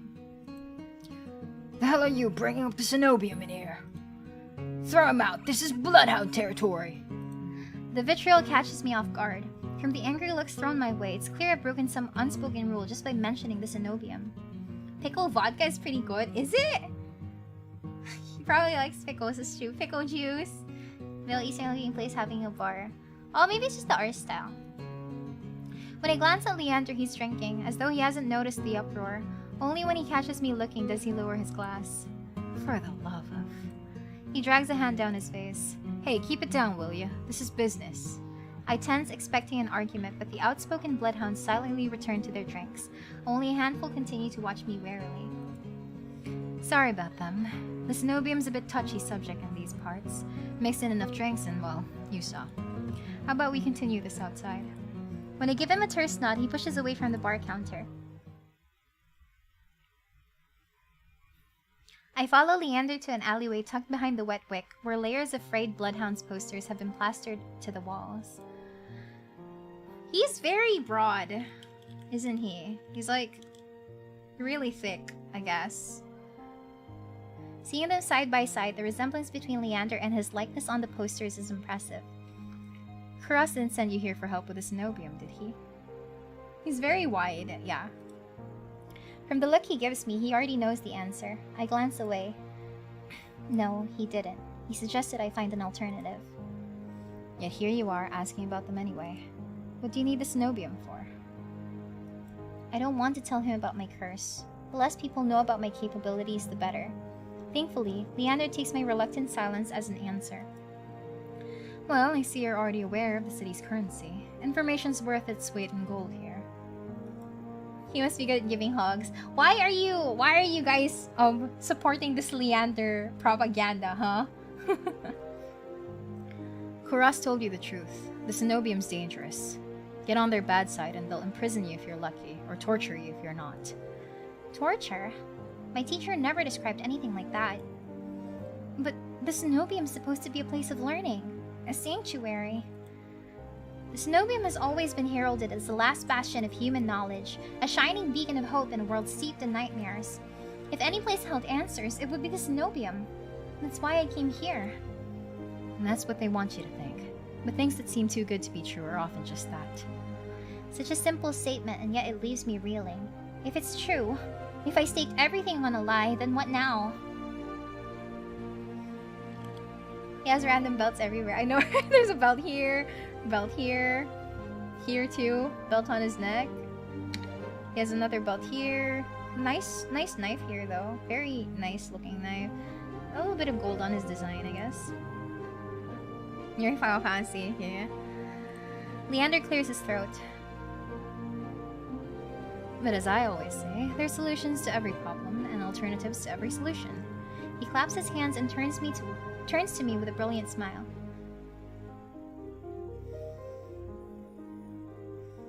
Okay, I'll have to admit that he really does look cute with this smile. But no, that's why Kuros pointed you to the Bloodhounds. Let us help you. Whether it's hunting soulless, finding people, or recovering stolen valuables, we can do it all, and free of charge. I'm shaking my head before he's even finished his practiced speech. My patience is wearing dangerously thin. Listen, I appreciate the offer, but my problem can't be solved by a group of good Samaritans. To be fair, the triangle belt thing on his chest could be a concealed carry or something. What's a concealed carry? Not selling him enough for you, huh? He's too... Honestly, I don't know what my beef with him is, but... I gave him that, though. I told you guys, he looks cute with that smile, but, no. Like a weapon. Ah, I see. Concealed carrying weapon. Ah, okay. Okay, I'm learning. Thank you. Because he's human. There has to be something interesting about him, okay? There has to be something interesting about him. Otherwise, I'm not a fan. Forgetting what you dislike for him. No! Good evening na. Hi, Papa. Welcome to the stream. Must defend the human Leander, bro. He's a mage, so what? I trained under a mage as well. I know a little bit of how to identify magic. To my chagrin, Leander nods slowly. Then your problem must be fairly serious. And if the cenobium's your first choice, you're searching for a magical solution, aren't you? When my eyes widen, he nods along as though he suspected all along. I'd be happy to help you out. That is, if you tell me what ails you. Leander might not work for the Cenobium, but if his show was any indication, then he's even stronger than the mage who raised me. She couldn't do anything about my curse, but maybe... I'm silent, plagued by indecision. I don't know if I can trust him, but it's not like I have any alternatives. I hate to admit it, but this could be my only path forward. Press mage first, Puyat. No! Oh yeah, I'm an alchemist. Yeah, exactly. So we are not the same. He doesn't seem powerful. I'm sorry. My D&D brain. My confession comes out in a pained whisper. I'm cursed. Cursed? Oh, now I'm very curious. What kind of curse? Something ancestral or more recent? He looks me up and down, taking in my face, my eyes, and finally my hands. It's your hands, isn't it? I wait until I'm certain my voice will remain steady before answering. My touch is dangerous. It changes people, hurts them. Before I've even finished, Leander begins taking his glove off. He tugs his left hand free and flexes his fingers. Let's see it. He offers me his hand, and a prismatic flash of magic ripples across his palm. An enchantment for protection, but I'm already shrinking backwards. Ayo, I just got home. Hello, welcome to the stream. Nakauwi na yung mga galing on live. I can't. I don't care how confident Leander is. I can't bring myself to hurt him. Miria, the character, can't bring herself to hurt him. To see his kind face twist into a mask of madness. He wants to go for hand holding. Look at oh, okay, fine. He has very nice forearms. Nice gloves. Like there's a back opening there. Okay. That's kind of hot. Glove removal.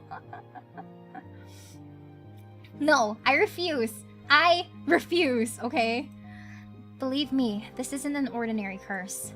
I'll be fine. Perhaps where you came from, your affliction was strange and one of a kind. But spend a year in this city, and you'll see 1,000 curses and thrice as many cures. Do you really think Kuros would send you here if I couldn't handle it? How should I know? I only met him today. I'm as good as any mage in the Cenobium. Better, even. If they can help, so can I. You don't know what you're asking me. I'm asking you to trust me. I'm asking you to trust me. I look from Leander's outstretched hand to his confident smile. Then, with a short breath, I begin unwinding the bandages from my hand. No! No! Hi, Miria, the character. What is wrong with you? Fine, but if you lose control, don't say I didn't warn you. You can tie me up first if it makes you feel— Why is he blushing? But ganon! TOUCHSTARVED title drop. Why did he blush? You can tie me up first if it makes you feel better. I went click crazy. No, biglang napascroll ako out of panic. With each joint I expose, wow, I'm slowly removing it. I grow more and more certain that this is a terrible idea. Ready when you are. If he's bothered by the way my hand looks, he doesn't show it. My fingers hover shakily over his palm. 3, 2, 1. Do I touch him? No, wait, I'm gonna save. I'm sorry. Okay, this is the first save of the game. I didn't hesitate when it comes to Kuros. I didn't hesitate when it came to Kuros, but for him, I'll hesitate. Hold back. I hesitate at the last second, but Leander does not. His hand closes tightly around mine! The instant his fingers graze mine, his expression goes blank. Leander? I try to pull away, but he won't let me go. My stomach sinks, fear clutching me even harder than Leander's grip as he takes a slow, deliberate step closer. Oh, wait, ang lapit po! His free hand rises, outstretched fingers angling towards my neck. Huh? No, you're... just fine. Interesting. That's one hell of a curse. What? His hand lands gently on my shoulder to steady me. I didn't even realize I was shaking. I search Leander's face for traces of madness, but his eyes remain a clear, soft green. Why is he blushing? Oh my god, I hate him! Color rises in his cheeks, but he remains still except for the subtle bobbing of his throat. Neither of us speak as I trace the contour. As Miria, the character, traces the contours of Leander's palm, lost in an awareness she wasn't prepared for. I've been with other people, kissed them, been embraced. Oh wow, may life pala yung character ko. Okay. I've been with other people, kissed them, been embraced by them, and more, but not like this. My fingers, long deprived by years of bandaging, pick up every single detail. The grooves of his palm, the smooth shell of his nails, and the pulse of his heart. Oh my god, ang landi naman ni Miria, the character. For as long as I've lived, I've never been able to hold someone's hand. Not without dire consequences. I never realized what I was missing until this moment. Why can't I have this moment with Kuros instead? Why can't it have been with the other people? While Leander's pulse is steady, mine is hammering as fear gives way to excitement. Keep touching him, let him go. Okay, you know what? Fine. I want to see what happens if I keep touching him. My hand glides over Leander's wrist and up his forearm. Oh my god, his forearms. Where smooth skin abruptly gives way to the raised scar by the edge of his sleeve. It matches the one that runs from his collar to the cheekbone. Could it be the same wound? I glance at Leander's face and his lips part as he considers his words before speaking. Am I the first person you've been able to touch like this? No! Oh my god, we are out in the back of the alley and I'm just like touching him. Miria, the character. Yeah, Miria. Okay, thank you. Thank you very much for the distinction. I appreciate you. He's feeling. Miria, the character here, is feeling him up, bro. My hand goes still on his arm. So far. I'll admit, your touch does make it somewhat difficult to stay level-headed but not dirty. Hey! Hi! Ang spicy naman po ng lines mo! Making it difficult to somewhat stay level-headed but not due to your power. Okay, Leander. Okay. He takes my hand. His soft green eyes flick to mine before he turns it to inspect the golden fissures crisscrossing my knuckles. Okay, you know what? I like his eyes. I like his eyes. He looks very gentle and carefree and but still reserved. Like he's trying to study me, but at the same time, he looks so focused. Like he's not breaking a sweat or whatever. Like, I don't know. No, I don't like him! No! Look, we match. Match what? He points at a golden pin on his coat collar and I give him a small smile. Okay, fine. That was cute though. Damn it. No! That was cute though. Ano may basic pa rin. Oh, napaka-basic! He's a type that gently cares for you but still very strong and gently aggressive. Okay, not gonna lie, this line is cute. Look, he inspects the golden fissures crisscrossing my knuckles. Look, we match. He points at a golden pin to his coat collar. I was like, fine, that's cute. That's cute. I give him a small... Fine, I give him a small smile. Not even distinguishing between character and player anymore. I give him a small smile. I draw my hand back and take a steadying breath. My head feels as though it's stuffed with cotton. Habit alone guides me through the motions of rewrapping my hand, although my fingers tremble too much for the bandages to lie flat. Natil, thank you so much for being a member for 13 months! Miria niyo humanap na exotic pero basic lang pala talaga. Hindi!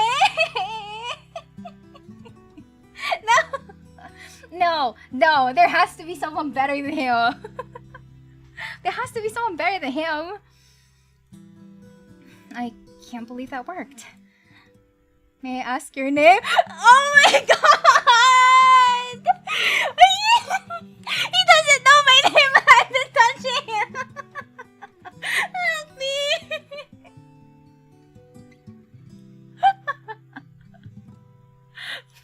Oh my god. May I ask your name? No!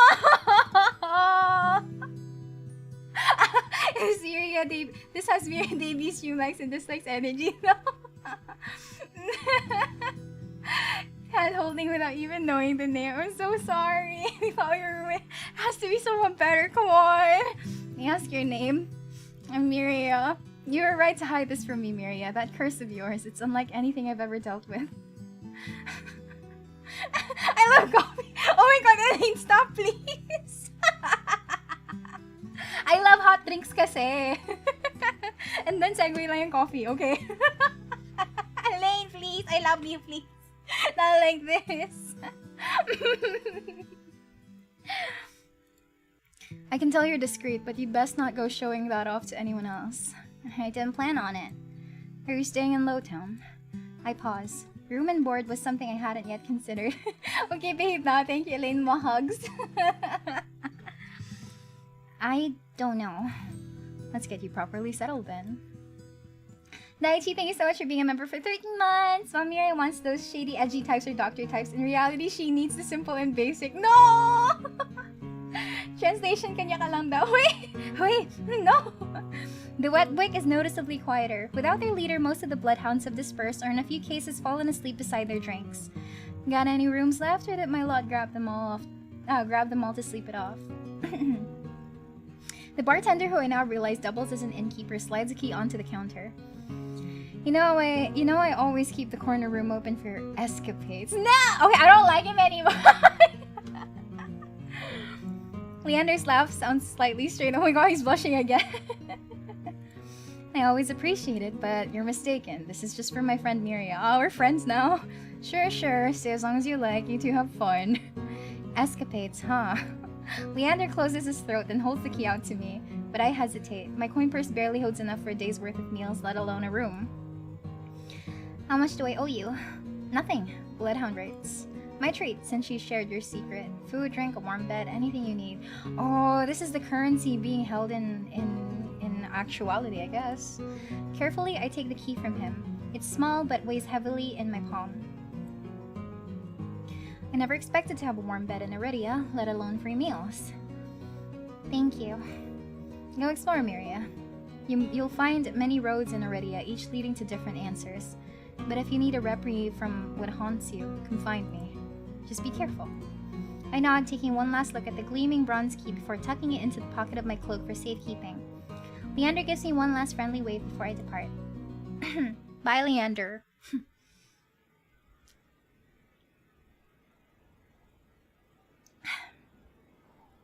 Soft and caring, pero medyo bad boy. No. The air cling sodden and heavy. Without the morning crowd, the sunless streets look barren and bleak. Even the peddlers are long gone. Only a pair of crows remain quibbling over stale crusts in a gutter. I feel a ridiculous pang of envy. At least they've got reason to fight. I've never felt so lost. Kuros and Leander both made it clear that the Cenobium can't be trusted. But I came so far, endured so much. I need to see the Cenobium for myself, if only to satisfy my curiosity. I should have asked someone at the bar for directions before leaving. I'm about to turn back when a shadow passes over me. A cloud, I think, until a puff of hot breath tickles the back of my neck. Oh, what is this weird ASMR sound? That was a rumbling growl, I think. The shadow runs down the street in rivulets. Formless dark spreads like ink into blotted shapes. Claws stretch, a muzzle splits open to reveal long, jagged teeth. A growl rumbles so low and deep I feel it. I want to run, to scream, but I feel trapped. As though the slightest movement or a single breath will snap the jaws around me shut. No, I won't let it end like this. If I'm going to die, I want to see what got me first. I steel myself and then turn. The shadow vanishes as quickly as it came. I'm left standing in the middle of the street, alone except for a figure reclining in the shade of a nearby stoop.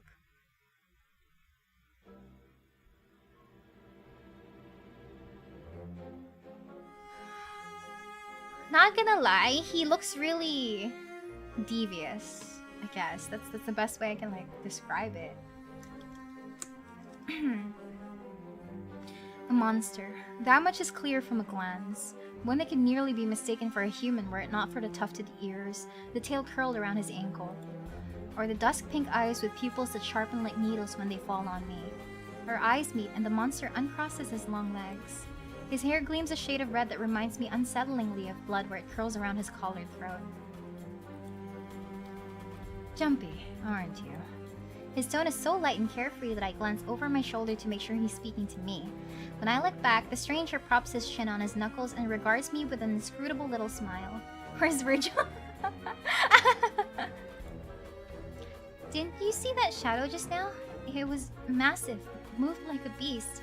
Even as I speak, I'm aware of how ridiculous I must sound, but the stranger's smile doesn't falter. The only beasts I've seen are the Wick's drooling regulars. Though, this did catch my eye. With a flourish of his hand, my in-room key appears dangling from his finger.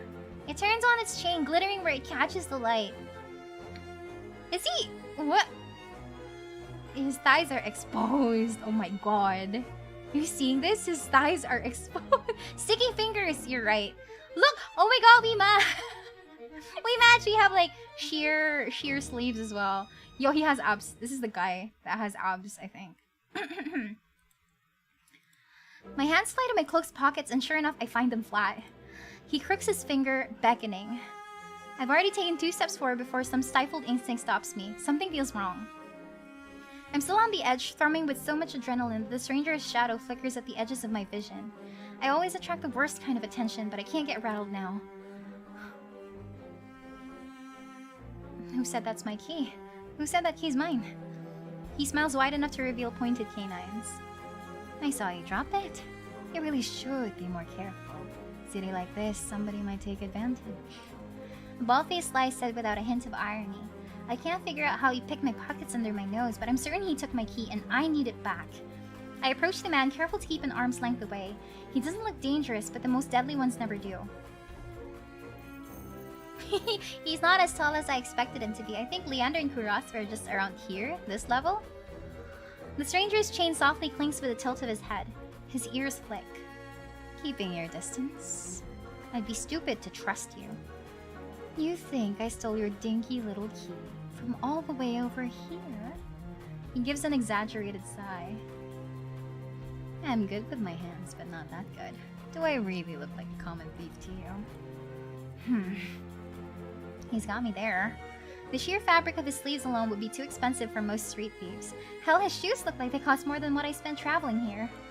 And then there's the shop behind him. No matter the city, pink parted curtains only ever mean one thing. I'm not looking to buy, and I doubt I could afford your services anyway. Oh my god! Is pink... Oh... Those things? Luckily for you, I don't charge. The man runs the tip of his tongue over a fang, and for the first time since I stepped into that shadow, I feel something other than dread. My face grows hot. Hoi! Miria, the character's face grows hot.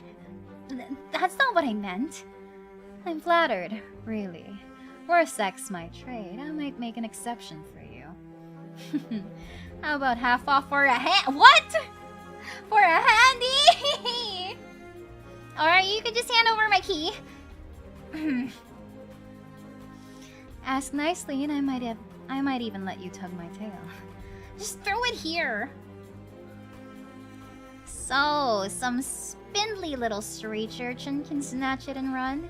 He raises my key and tilts his head so he can watch it dangle back and forth. I suppose I could just claim your room for myself. Not that I'd be caught dead slumming in the Wick with the rest of those slack-jawed imbeciles. Handy is using the hand to... Yeah. Thank you for the explanation. But yeah, the handy. I'll never take that word seriously ever again.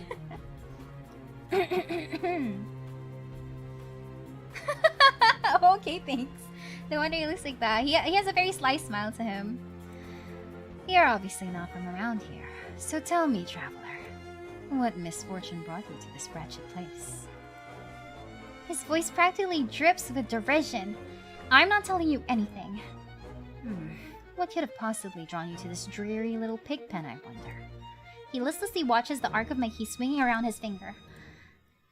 The weather's shit, the food's dreck, and there's entirely too many monsters for a human to feel safe. Unless... Dagger's sharp eyes flick towards me. They gleam with amusement. Unless you're dying to consort with monsters. By now, my embarrassment has worn away, leaving simmering impatience in its place. If this is a shakedown, it's the most frustrating one I've ever heard of. I can flirt back. I can never enter handyman stores ever again. Wait, don't think of it like that. It's just him. He's the one that used that term. Flirt back. Oh, that doesn't sound like a flirty option, though. How do you know I spent all my money starved and nearly died in a swamp just so I could crawl into bed with the first thirsty monster I saw? That earns me a burst of breathy laughter. He gazes at me under his dark lashes. Aren't you funny? Could you be any more obvious? I have been told subtlety is not my strength. So, your place or mine? Yo, what the fuck? Funny though, oh, he laughed at me. He laughed for me or with me, yeah. Is the handy No! I'd invite you if I okay. I'm not sure how to kind of gauge his character's personality, but it seems like he's very, I don't know. He seems very, I know, ouch. He seems very, I don't know, not really subtle though. He seems more like the kind of person that is trying to sound quote unquote approachable to an extent. Like, you know he's dangerous and you know you shouldn't be messing with him, but there's something about the way that he handles himself that kind of makes you feel like, you know what, I'll just play along with your games just so that I don't get into any kind of trouble. Kind of like that feeling. That's the vibe that I'm getting from him. Like, if I were to be too like forward and against him, I guess it might land me in trouble. I'd invite you if I had my key. If only I had my key, then I might be able to invite you up. His languid gaze glides from me to the key in his hand and bag. Come, take my hand and we'll go together. The more he flirts, the more convinced I've become that this is some kind of trap. No matter how innocent monsters look, they always have tricks up their sleeves. And something tells me that this one's more dangerous than he lets on, even if he has a lovely laugh. I don't know what you want or why you're messing with me, but I'm not coming any closer until I know you're not going to attack. Or bite. I won't bite hard, unless you beg me. No matter what I say, he finds a way to twist my words into innuendo. Even when I'm silent, he goes on as though we're having a conversation, not a standoff. Do you like dancing? There's a traveling troupe performing in Hightown tonight. Their ludus is utterly exquisite, truly a performance to die for. There's life in this dreadful place if you know where to look. You sound like you know the city well. The man's gaze flickers from me to the key dangling from his finger.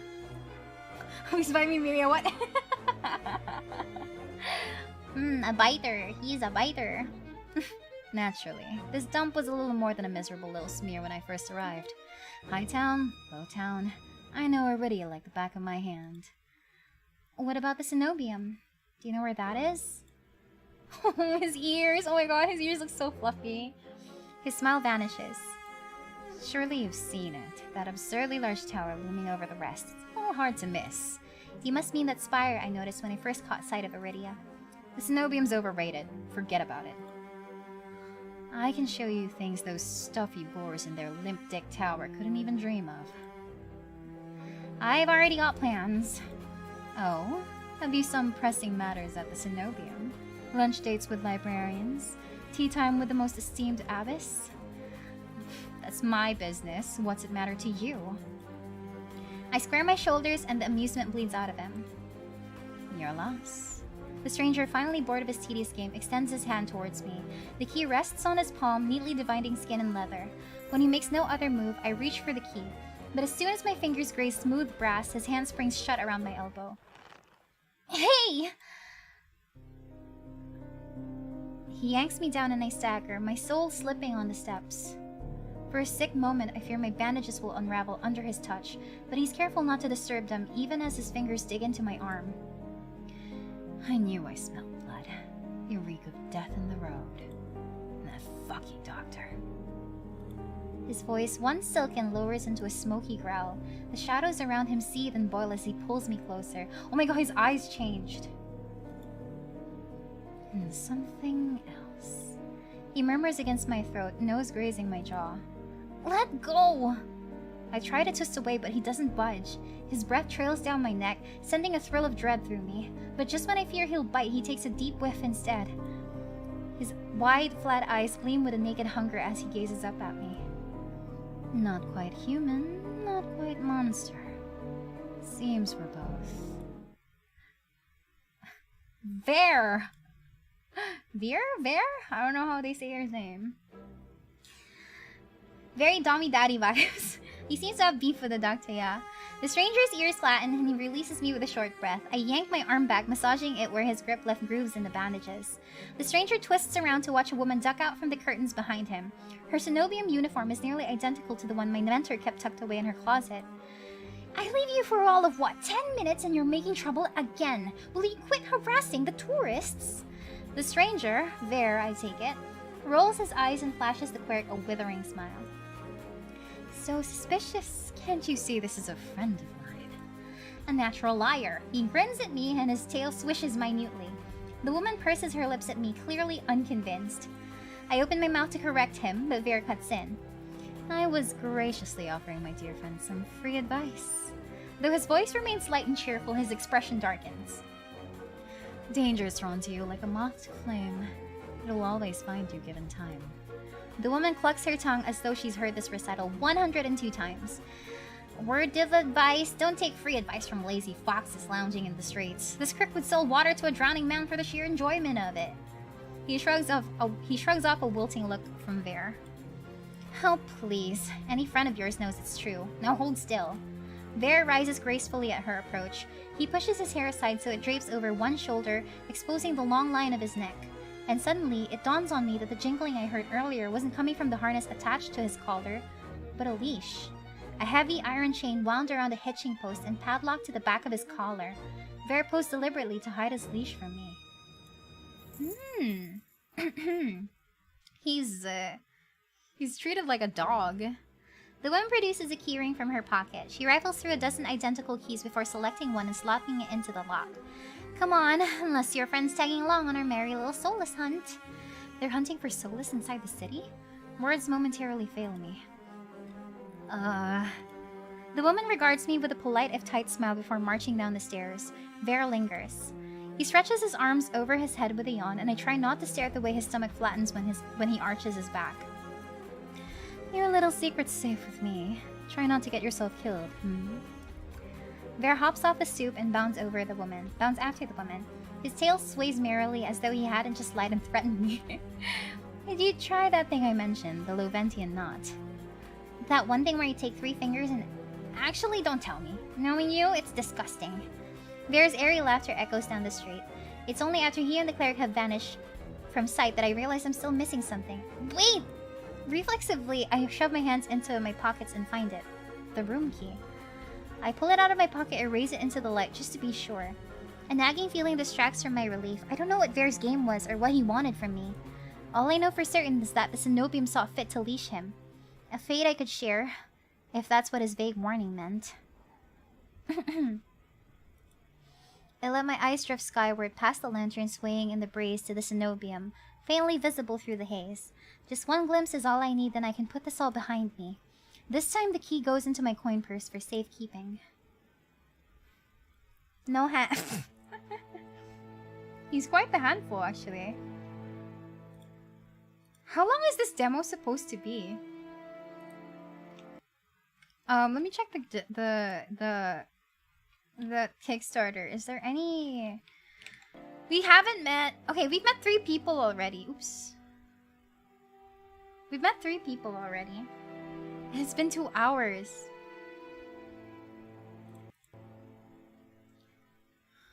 And there's 5... Yeah, no, I've met 3 already. So I've met Kuros, I've met Leander, and I've met Vare. And it's been 2 hours. So... I think we can... Oh, do you think we can finish it? Good demo accounts for speed readers. Coniria, hello, welcome to the stream. Do you think... Di pa to kaya pa, yeah. I cross as quickly as I can, climbing... Oh, wait. We got time. It's easy enough to follow the sluggish river that splits Iridia in 2. A colossal bridge arches over the dark water below. I cross as quickly as I can, climbing ever uphill towards the distant tower. Hours later, legs aching, sweat beating on my forehead, I finally find what I was searching for. The cenobium of the luminous void. It stands at the highest point of Iridia, surrounded by cold white walls. Well-dressed people stroll down the walkways, paying no attention to the massive tower in their midst. I'm the only one standing before the gates. I crane my neck up and up until the top of the cenobium tower disappears into the clouds overhead. The gates are so heavily enchanted that even standing near them sets my teeth on edge.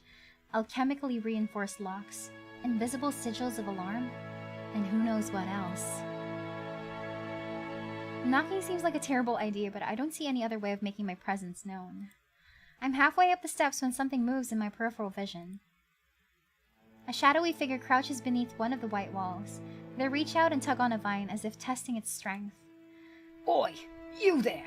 Sorry, wait lang. My general voice acting approach is that if I see something really big, I'm assuming it's like a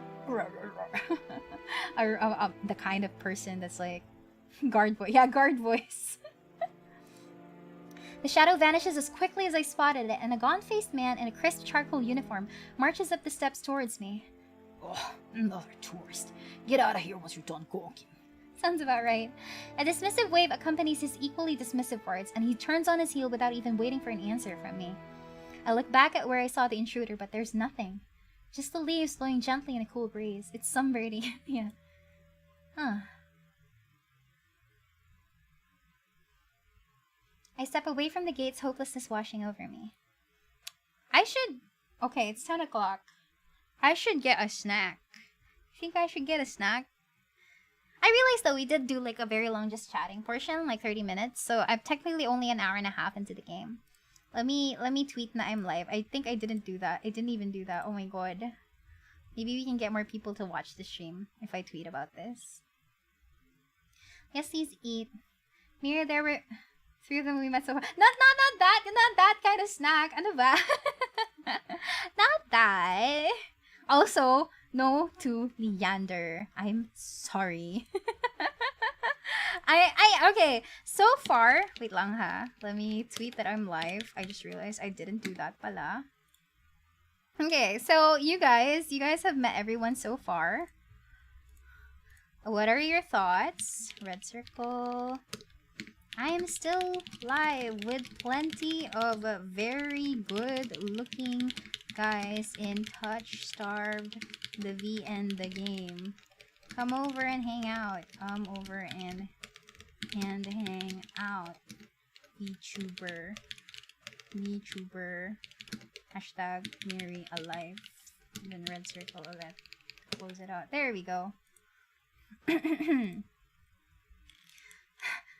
Sabi nila, the more you hate, the more you love. Bala love mo si Leander. Wow, ha? Wow! Gonna get some from the fridge. I'm probably just gonna get some chips from the pantry. Our thoughts, you're in denial. No, I'm not! What do you mean you think Leander fits for me? I like the first song. I like him too! I like Kuros! Come on, guys! The doctor.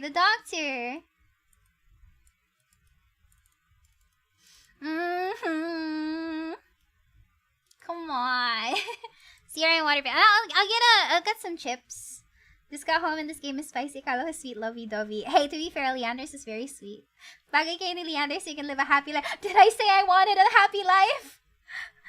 Did I want a happy life? What if I want complexity and stuff? Wait lang. Let me get some water because it's actually freaking hot and I'm suddenly regretting my choice to like not be able to. End of the month, I promise. End of the month, I'll begin the aircon. Whew. Yeah, it's so hot. It's insanely hot. Ouchie! Like crazy.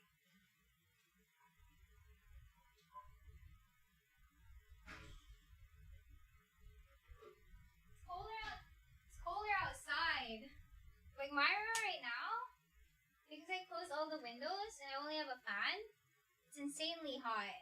But when I open the door outside, like I have some windows open, it's definitely a lot cooler. So I'm kind of pissed. Just trying to not make anything sound too loud or too thin. Yeah. Kuha ka na food. Miri wants a boy that she can fix. Well, to be fair, the only thing that we can fix for Leander is like he seems like he has sleeping problems. So Who knows? Miria doesn't like the safe guy. I want a roller coaster of a life. Yes, complicated. Eat it. Alam mo yung nag-shower na ako kanina? And like, I felt okay. Because it was nice and cold. But then the moment I stepped out of the bathroom, I felt like sweat was starting to build off of my skin. Like, sticky ko na ulit talaga. I hate it. I hate it here.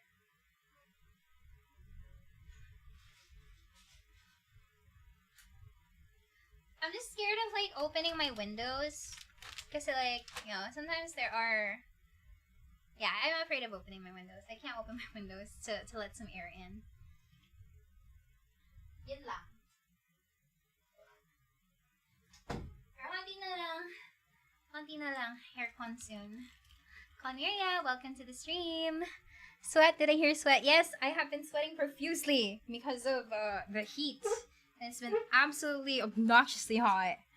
Bagong ligo. Yeah, I know. Yeah, malapit na. Makakabili na ako ng aircon by the end of the month. That's all I'm banking on right now. Like, I gotta make sure makabili na ako. Like, I think I heard from the news, it's like, ano yun? I heard from the news that it was reaching up to 50 degrees. So, When you're wet, not because of bath water. Wet with sweat. I hate it. Anyway, I also did a thing. I don't know if you guys are gonna hear this. I don't think it's in tune anymore. But I bought a ukulele. I don't know if you guys can hear it. It's a random segue lang while I'm like, while I'm still chilling. Yeah, I bought a ukulele. It's really cute. It's really small. I also got like a tuner and stuff. I don't know if you can actually hear it. Oh, this one's too low. Can you guys hear it? It sounds clean. Nice! I was worried that this microphone wouldn't be able to pick up the sound.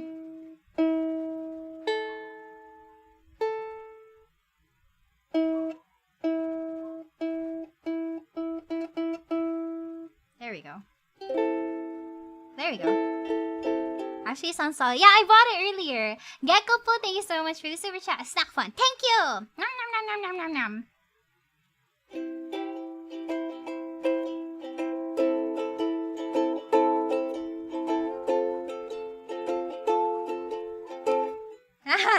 I'm having a hard time switching from that chord to this one. Hehe. Yeah. I bought it because it was so boring. And like, oh my god, this came from my aircon fund. Sorry, but it was a really cheap ukulele, don't worry. I bought it because I figured that maybe having a musical instrument here at the apartment might be nice. Yeah, and maybe I could like learn some songs because I haven't really touched something like this in like the longest while. So there is that. Anyway, I got myself some chips. How much was it? 900! I got it for 900! It's crazy. Creative outlets are great. I got it for 900. I thought it was going to be more expensive. There were more expensive models, of course, but this one was like 900 pesos. And I figured, you know what? This is my chance. Yeah, I'm using SM7B. Should pick up... Yeah. Did you... I don't... Okay, I'll be watching the VOD to hear how it sounds like on mic. But yeah. It was pretty nice. It's cute. Very small. It's a soprano. Yeah, wala lang. Random segue lang para habang hindi pa tayo nag-games. Got to be a high quality one. I don't know how to tell it. I'm happy enough that it's like, it actually plays. So, I can learn songs. I'm happy with it. I'm very happy with it. I think I was like really stressed out. I was really sad. So this is like my level of retail therapy. I brought a... Oh, I'm gonna try time stuffing. Oh, thank you so much! Thank you so much for being a sweetheart. Thank you! Yeah, I was feeling a little bit like, I don't know, saddish? Not really sad, but like, I don't know. I just felt like I wanted to, like, buy a pick-me-up. I wanted to cheer myself up a little bit, so I got one. I passed by a music store, and I got one. It was 900, so, like, yeah, I figure I should get one. But I can practice in the meanwhile. Maybe we can do a little bit of streaming sometime. Yeah, the cutest standee in the convention, Miria. What do you mean the cutest? It was the tallest. I don't know if there were other standees of other VTubers, okay, but I can at least very much confirm that I have 5'9". Like, this my standee is like the tallest. Because I like to think Virgil and ELAINE had like cute standees as well. I'm the tallest. Why are you hearing me munching? But yeah, that standee was custom printed to be 5'9". Your 5'9" standees can I offer me? No! No, I refuse! It was the tallest and most biteable. Yeah, I mean, libreng kaga. I wasn't even me that bit it. Honestly, if you guys ask me, I would bite it. I would bite it. I would bite it for you guys. I would bite your merch for you guys. I'm kidding. No, it's dangerous and unsanitary. I was hoping it was personally autographed. The standees did have our autographs, but they're digital kasi. Like, digital yung nilagay dun. I didn't get a chance to see the standees in person. Defective your ruler na ginamit the standee. What kind of chips are you snacking on, if you don't mind me asking? It sounds crunchy.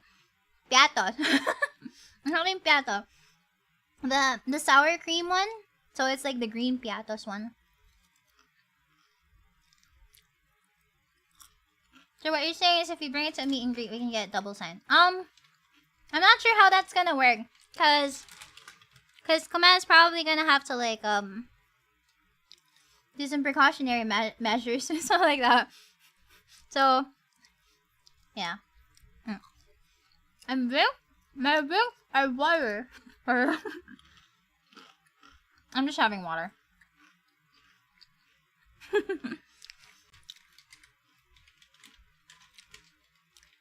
A wonderful choice. Yeah.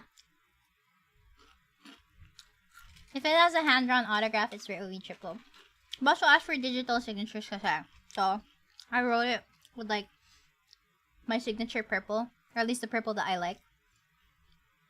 So yeah. Like my signature is really cute. I practiced that as much as I could to make it look really pretty. And I figured that adding a star over at the end would like be a very nice touch. Because I saw Virgil's signature. Virgil has like the angry emoji symbol. And ELAINE has like a UFO. So I figured I don't know I don't know what else to add, so like I added a star. I added a star, very idly star. I'm sorry. I don't know, cause like I don't know if I drew my heart, it doesn't look really significant, or like it's just gonna look like a weirdly shaped diamond. Why not a syringe? I'll think about it because like since that's the signature I submitted, I think that's the things that you guys will be seeing. I mean, I don't know how to draw a syringe that looks nice in like simplicity, so yeah, after some mirror signatures is not the standards, not the scale. No! Sorry ka naman sa amin. Yeah! Thank you. But yeah. I like it though. Yeah, it's me. That's me. Absolutely, it's very nice because like you can see from our signatures there, dun sa standees, na unique talaga yung handwriting namin. Like all three of us have very unique handwriting. Let me try looking for that picture of the standees. Like when you look at it, when you look at Virgil's, magkaiba yung R namin. ELAINE doesn't really have an R on her name. Pero kami dalawa ni Virgil, magkaiba yung R namin. And like the way that we kind of squiggle our penmanship is very different as well. Like I think I have the thickest set signature because I like thicker lines. And then ELAINE's is just really, really elegant actually. Like ELAINE has really thin handwriting, but I really love how nice and smooth it looks. Like, ano yan? It looks very elegant, and like the heart and the UFO is really, really cute. Very cute, very cute. Nagkaiba talaga kami ng sulat. Like, everyone writes big, and then me, I'm like really small. Like, palit ng palit yung mga letters na ginagamit ko.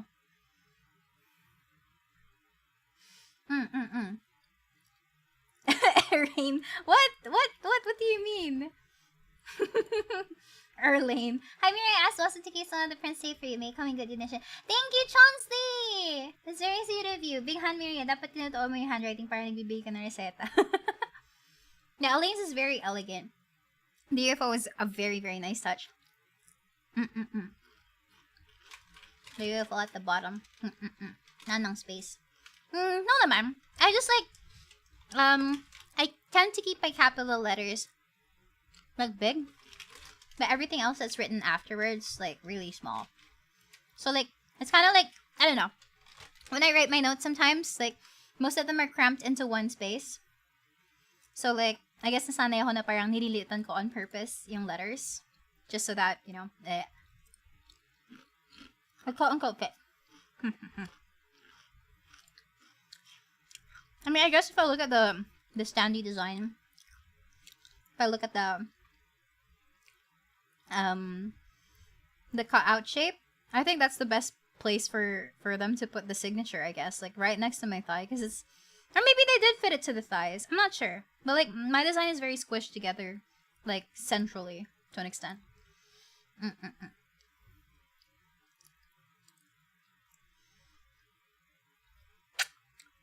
Sorry, I'm cleaning my fingers because there's cheese powder. There's cheese or, like, I don't know, sour cream powder. Sour cream powder on it. I don't want to trick keyboard like this. And starts with signature putting sparkles, emphasizing the big letter. Gira is good at flourishing letter. Gira has very good handwriting. Anyway, yeah. Sorry, look, I'm a bit too lazy to kind of like go outside and wash my hands, but fine, I'll wash my hands. I will wash my hands. Need to kiss, I mean, lick your... Yeah, I'm gonna wash them, BRB, fine. But at least I got the flavor powder off. Give me a sec.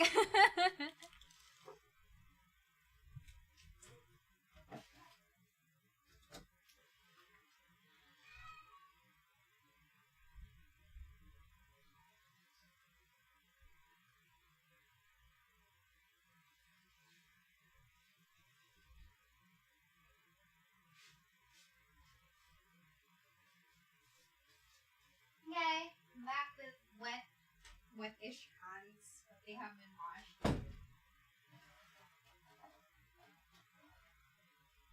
Hey, Matt! Chips powder and paswa, the best game replay. Hey, I don't have sweaty hands, how dare!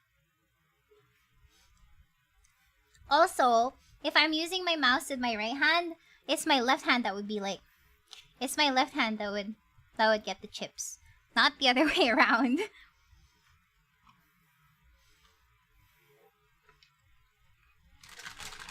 Not sweaty hands, impossible. No, I don't have sweaty hands! Most of the sweat usually comes from the under boob, the neck, and like the temples. Yeah. It's very hot today, yeah. You guys, stay hydrated, okay? Stay hydrated. I thought you had gamer chopsticks. Well, it's not with me right now. I do, but I don't have it right now. I just have like my spoons and forks. Everyone hates the underboob sweat. Oh my god, ELAINE, you get me. Thank you. You don't talk about the first sweat source. Yeah, thank you, ELAINE, for validating me. You make me feel happy. Anyway, let's continue, please. ELAINE, you clearly don't know everyone else here. Okay, let's continue, guys. Let's continue. I step away from the I step away from the gate's hopelessness watching over me. Hello.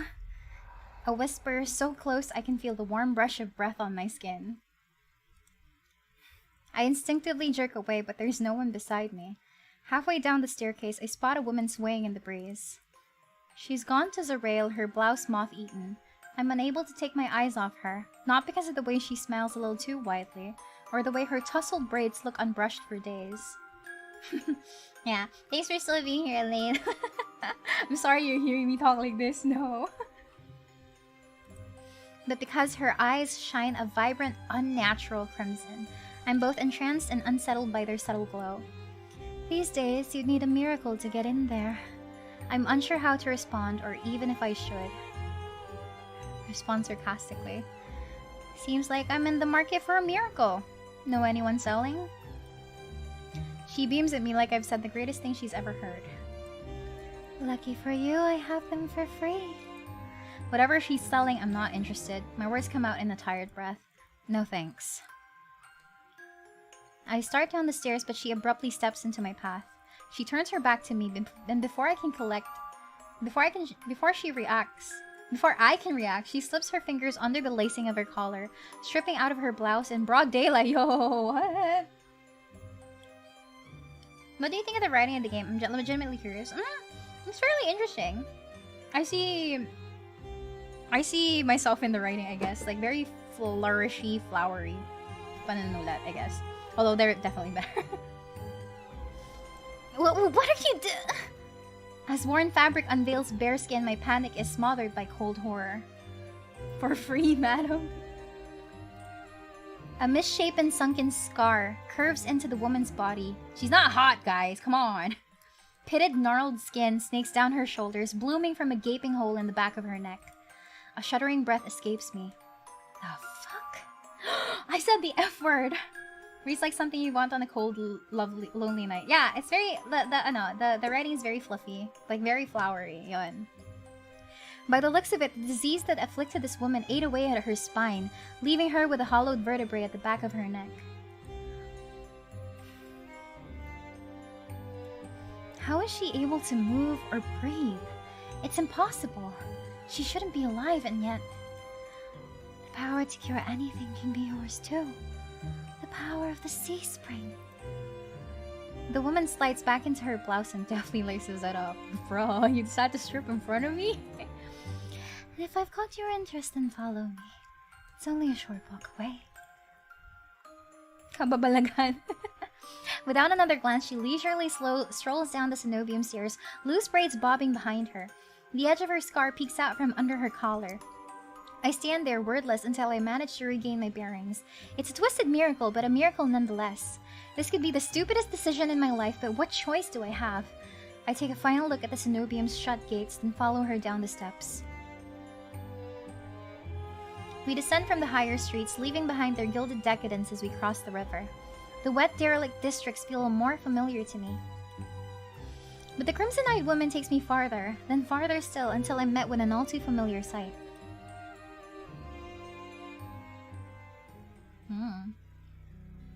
What made Miria the character think that it was a good idea to follow like this supposed to be dead kind of person?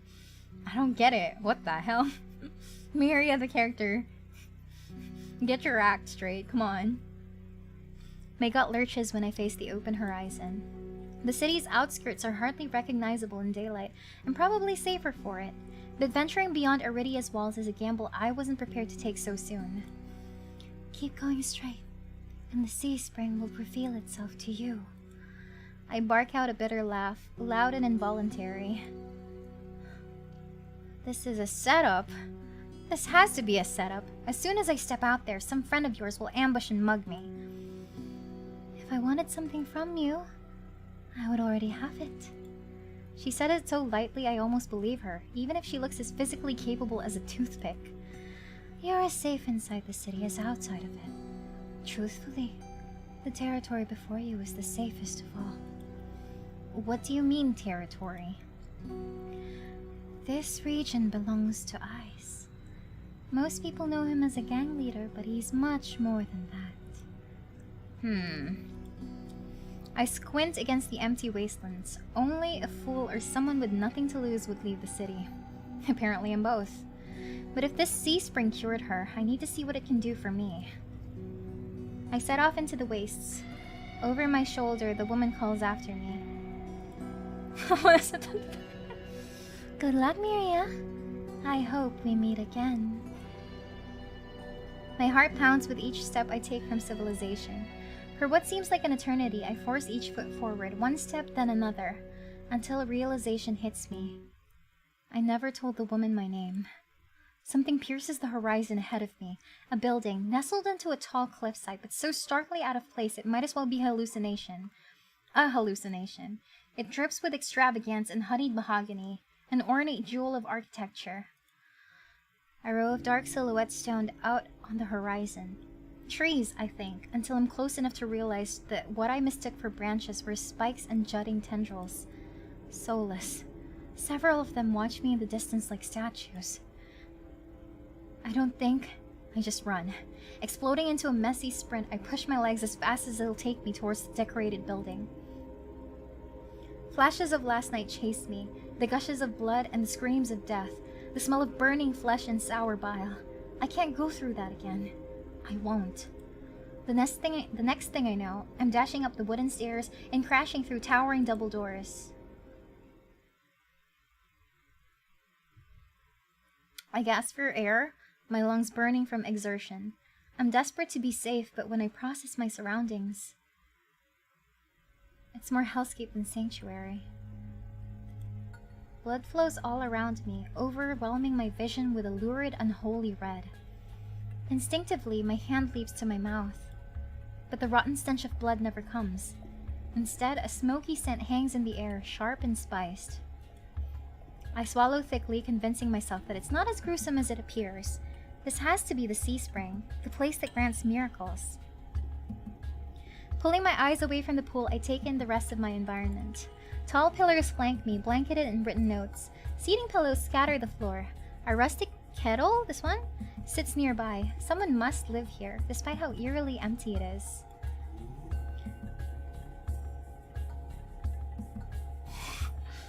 I'll stay silent.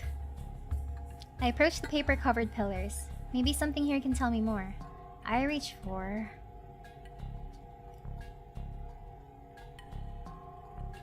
I'm tall. It's the topmost one. I reach for a note that's higher up. It reads, "No one will read this, but it's not for anyone else. This is evidence I existed in this rotten, grim world. Even so, I wish I could have stayed longer. The bog girl will be lonely without me. I should have told her how I..." The rest is scratched out. I wonder who wrote this. Anong ha ha ha? Anong wow? Before I can ponder it further, a sharp chill runs down my spine. Something's watching me. I quickly set the note back, my eyes darting around the wooden deck, but it's still empty. Vacant. Finally, I look towards the sea spring. That stillness hides something deeper. Something wrong. Hey. I spin around and come face to face with a pack of soulless. They chitter and growl, tendrils and spikes flaring threateningly, all different sizes and species but sharing one identical trait. Crimson glowing eyes. I try to back away, but my heel teeters over the sea spring. I'm cornered. Watch your step. It's deeper than it looks. That voice again. At the sound of it, the soulless freeze, their snarls quieting. Bakit dyan po yung mga ano, yung mga close-ups? Hello? Hello? I search for the voice's source and find it above me, lounging in the rafters. Oh shit, he's hot. Oh my god. I know. What are you looking at, Miria? Hey, Toby! Okay, look! Look! This is where it was pointed at. This is where my screen was at. Come on, it's not on the... Those are indeed some very nice belts.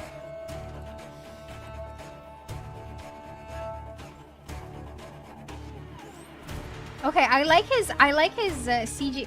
Are those tentacles? Oh my god. Okay, these are tentacles indeed. You look lost, little sparrow.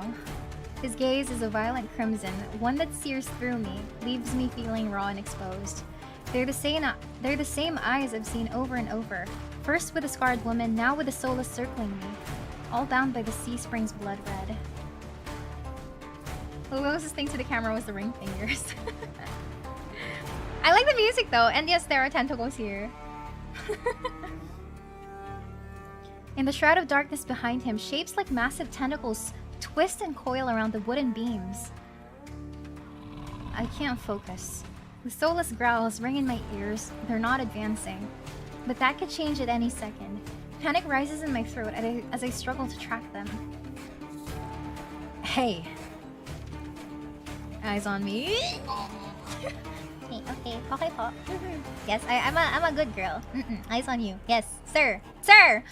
My stomach rolls as I tear my eyes away from the Solus.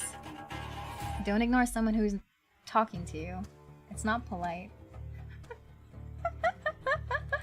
For a moment, anger knocks my fear aside. Who is this bastard? Miria, the character! Stop being a bitch! Miria! Who is this I can say fuck you. Oh my god. No. I'm distracted. No, you know what? Fuck you! I look right into his unnerving eyes, holding his gaze defiantly. Fuck you. Is that better? A crooked grin cracks across his face. We'll work on it. The game named him Bastard! The game named him Bastard!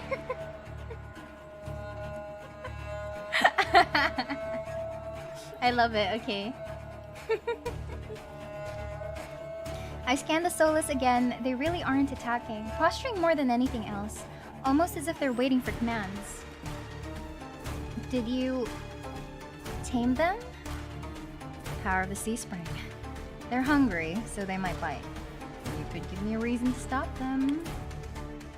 How about I didn't do anything wrong? Trespassing. And that's punishable by death? He gives a non-committal shrug. Expecting mercy was your first mistake. My voice stops in my throat. This man's terse coolness is both infuriating and terrifying. I rack my brain for a way to diffuse the situation. Bakit napaka-submissive naman ang answer na to? Tell me what you want. What about I need help?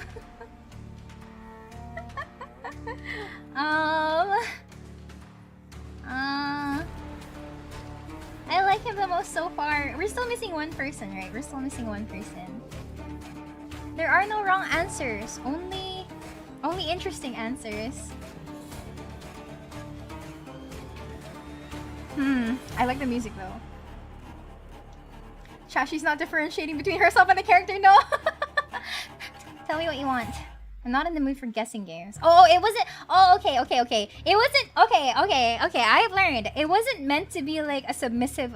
Tell me what you want then. It's more of like I'm tired. Like, tell me what you want. I'm not in the mood for guessing games. Okay, I have reconciled with my present self. Yeah, I'm going with this one. I'm going with that answer. Definitely, I'm sticking to it.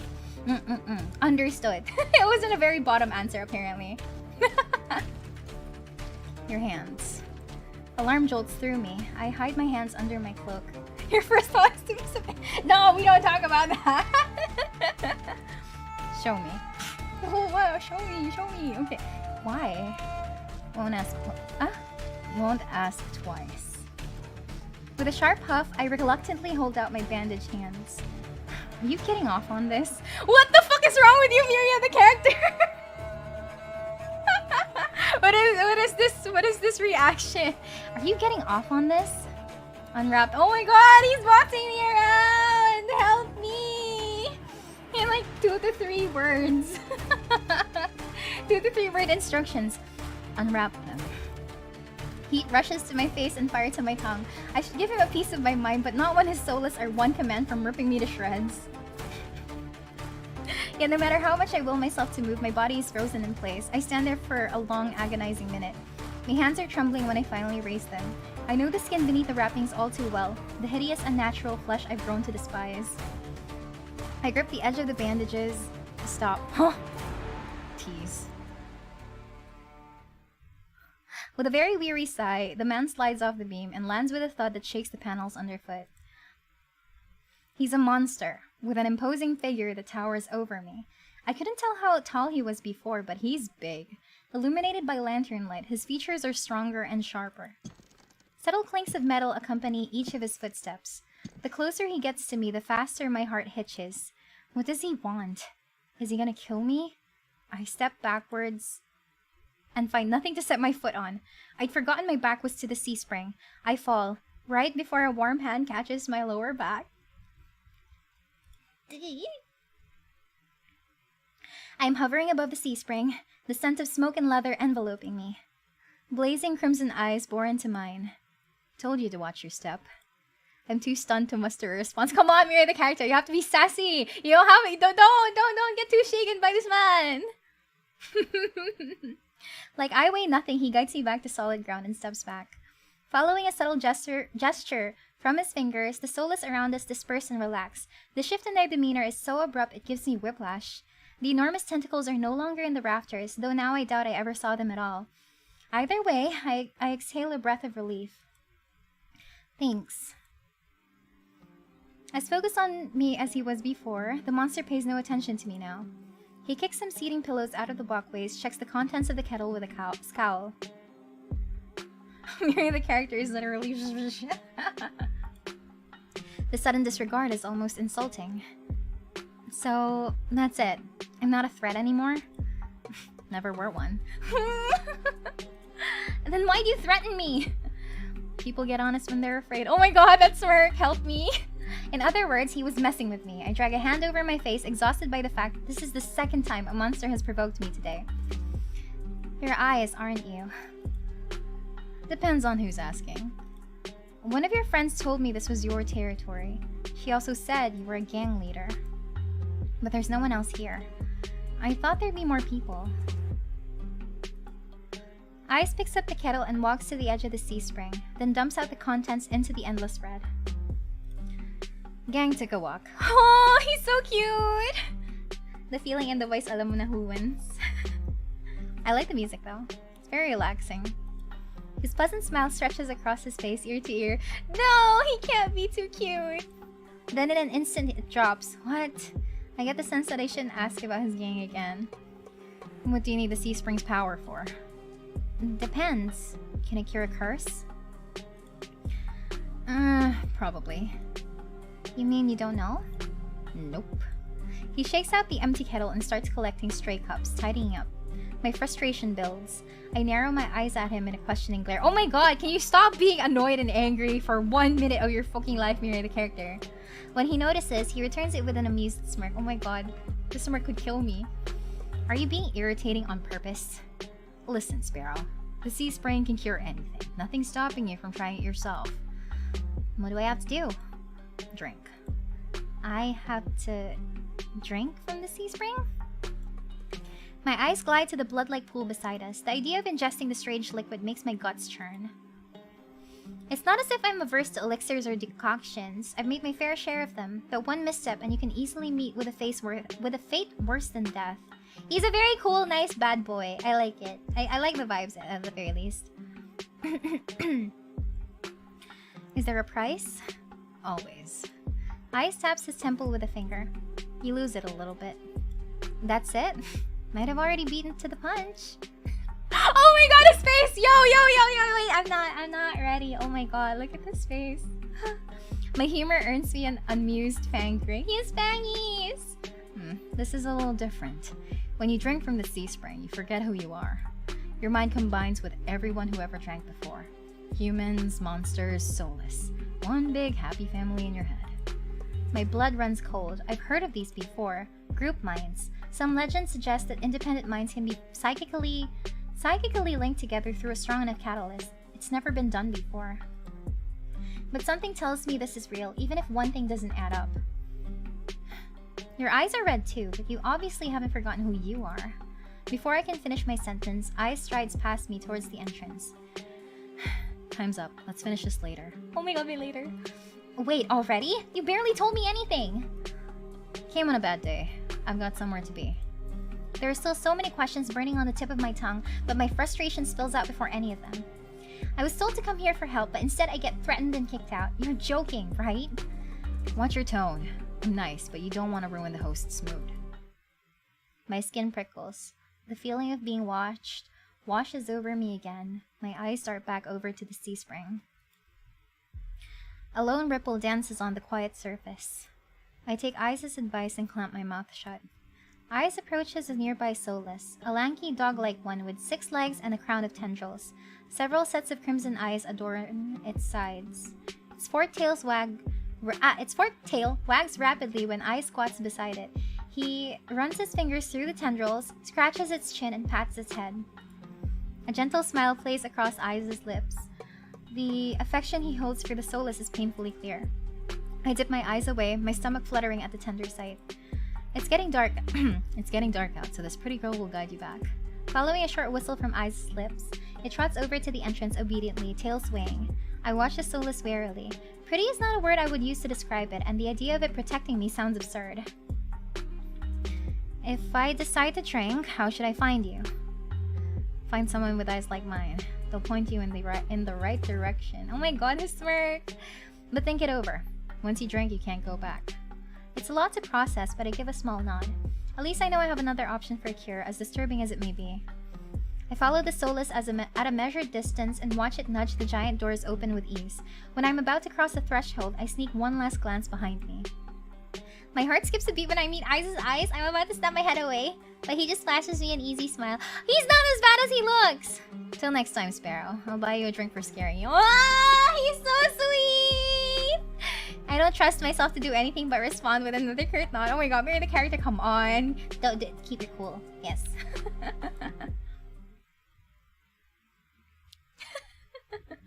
Outside, more crimson-eyed soulless scuttle about. It's hard to believe it's the same threatening pack from before. They chase each other in circles, roll around in the bog's mud.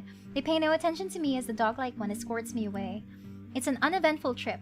Sometimes the soulless looks over its shoulder at me to make sure I'm still following. Miria likes a soft bad boy. What is the Miria, the character, gonna do with all these options? I don't know. Dusk darkens the sky by the time we reach the city. The soulless sits and looks at me expectantly with familiar crimson eyes. I'll pet you!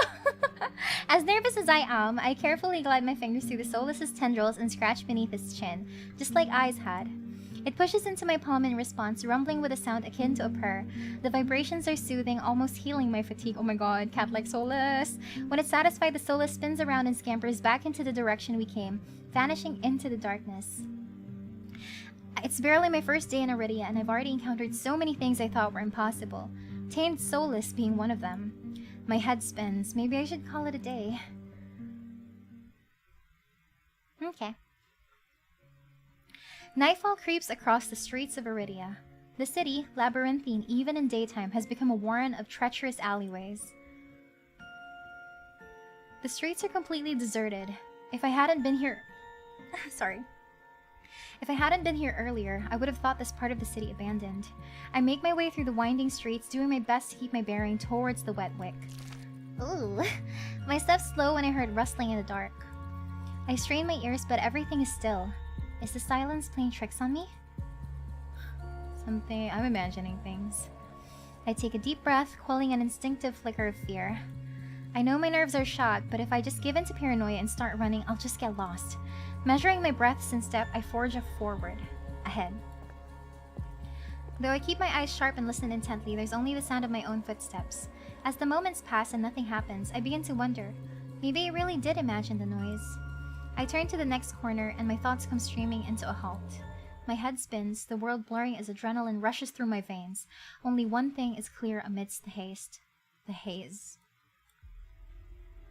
Oh shit. The soulless that attacked the caravan. It's crouched over a dark, indistinct shape. A body. A garland of intestines spill from the pallid flesh. Blood grouts the cobblestones. For mercy, the soulless is too distracted by its meal to have noticed me. My feet feel as heavy as stones, but I can't just stand here. Holding my breath, I take a step backwards. When the wet slurping sounds don't abate, I take another, then another. Oh shit. Then a shard of glass crunches under my heel. The world seems to slow to a crawl as the soulless raises its head, blood dripping from its tendrils. Every single one of its sulphurous, bulging eyes fixed unblinkingly on me. It's really here. It's come back for me. They decided to give me an option? Could I have done something else? Run? Run, really, really. Okay, fine. I guess this emphasizes the point that I don't really have a choice. Run!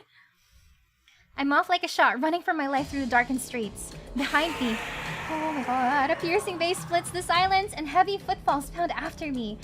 My heart thunders in my chest. I take turns at random, trying to lose it in the maze of streets, but I can't seem to shake it.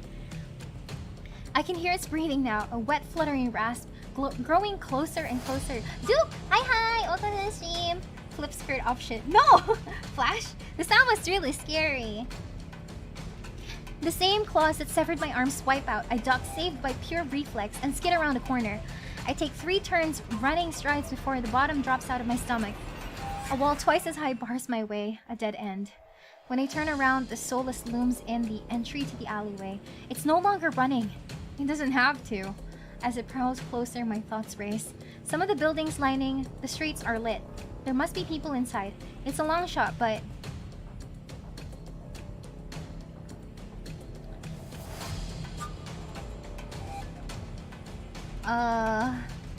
I'm gonna barge in. Try the nearest door. I whirl, grabbing the handle of the closest door. It turns completely, the hinge is creaking as I push, and I feel a flash of hope before a weight hits the door from the other side and it slams shut. Oh no! The click of the lock turning is grimly final. In this wretched world, few people will stick their neck out to help their own flesh and blood. Never mind a stranger. The soulless gives a rasping hiss. It's the only warning I get before it lunges for me with a flash of claws. I hurl myself to the side, but the slick cobblestones betray me. I fall, sprawling over the rough stone. As the soulless looms over me, I scramble away from it until my back hits the wall. There's nowhere left to go. It descends on me for the kill. My bad end? Oh shit, okay. But the impact never comes.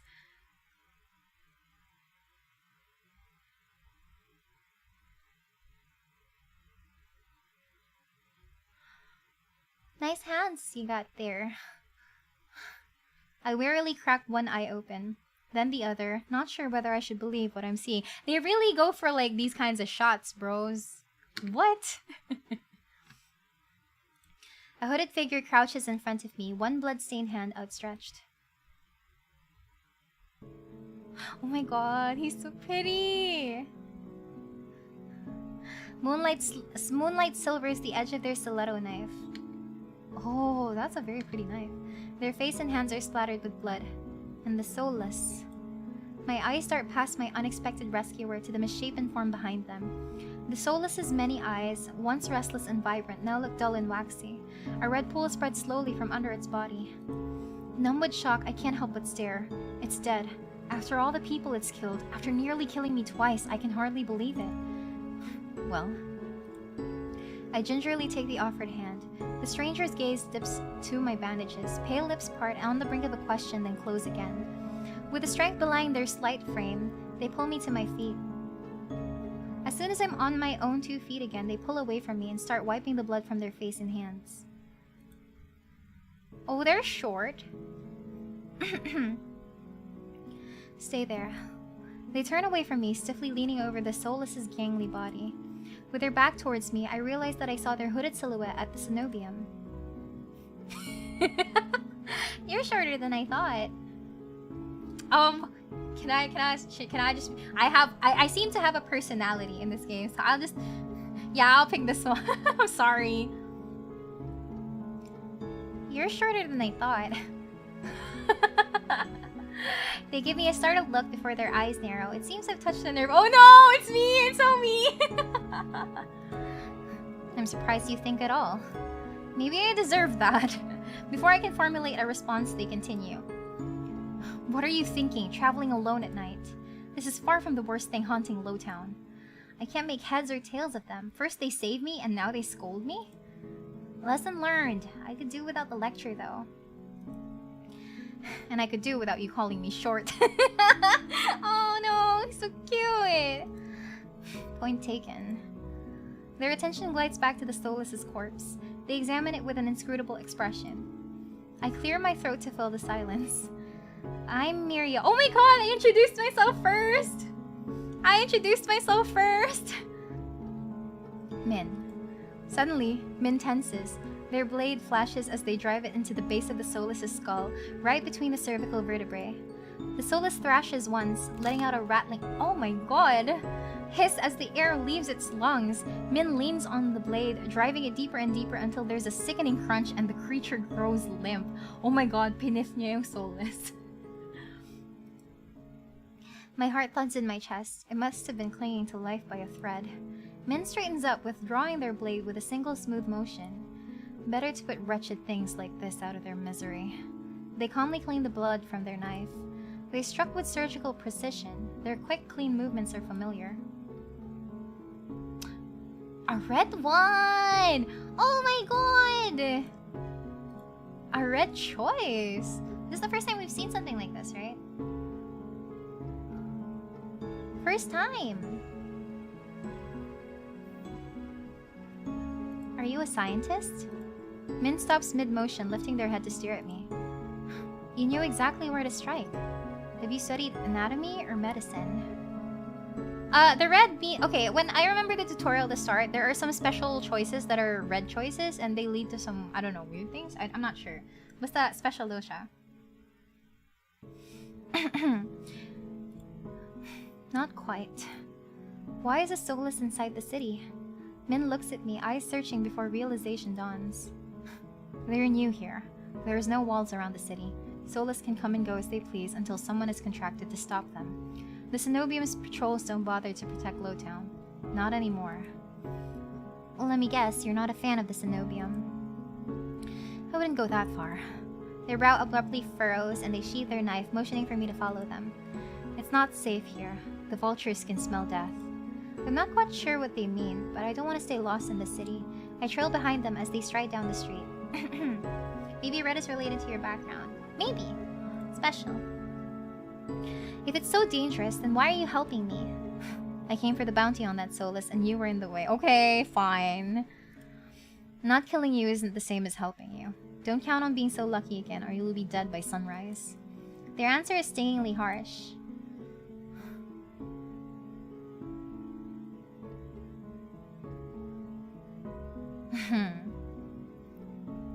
I'm feeling very neutral about Min though.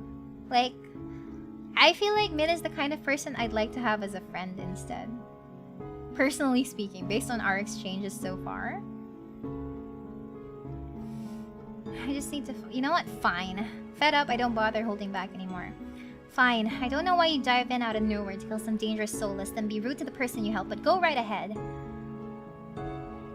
Min blinks, staring at me like my head just spun around on my neck. They open their mouth and close it, looking uncertain. I forge onward, gathering steam. The first choice sounds like a Miria answer. Hey, I'm not naturally mean. You don't quite like the short, white-haired short boy? He seems very chill. I don't feel very strong feelings, but I feel like I would prefer to have this person as a teammate, like a friend, compared to a romantic interest at this point. I'm not sure, huh? This is the kind of vibe I'm getting. How was I supposed to know there was a dangerous Solus hunting in the streets? You don't have to be an asshole about it. Eee! They're blushing, okay. You're not as spineless as you look. Who's this? Who's question mark, question mark, question mark? Miria? Miria! Since we don't know who it is. Oh! It's just the doctor. I turn, surprised by the voice. Never mind.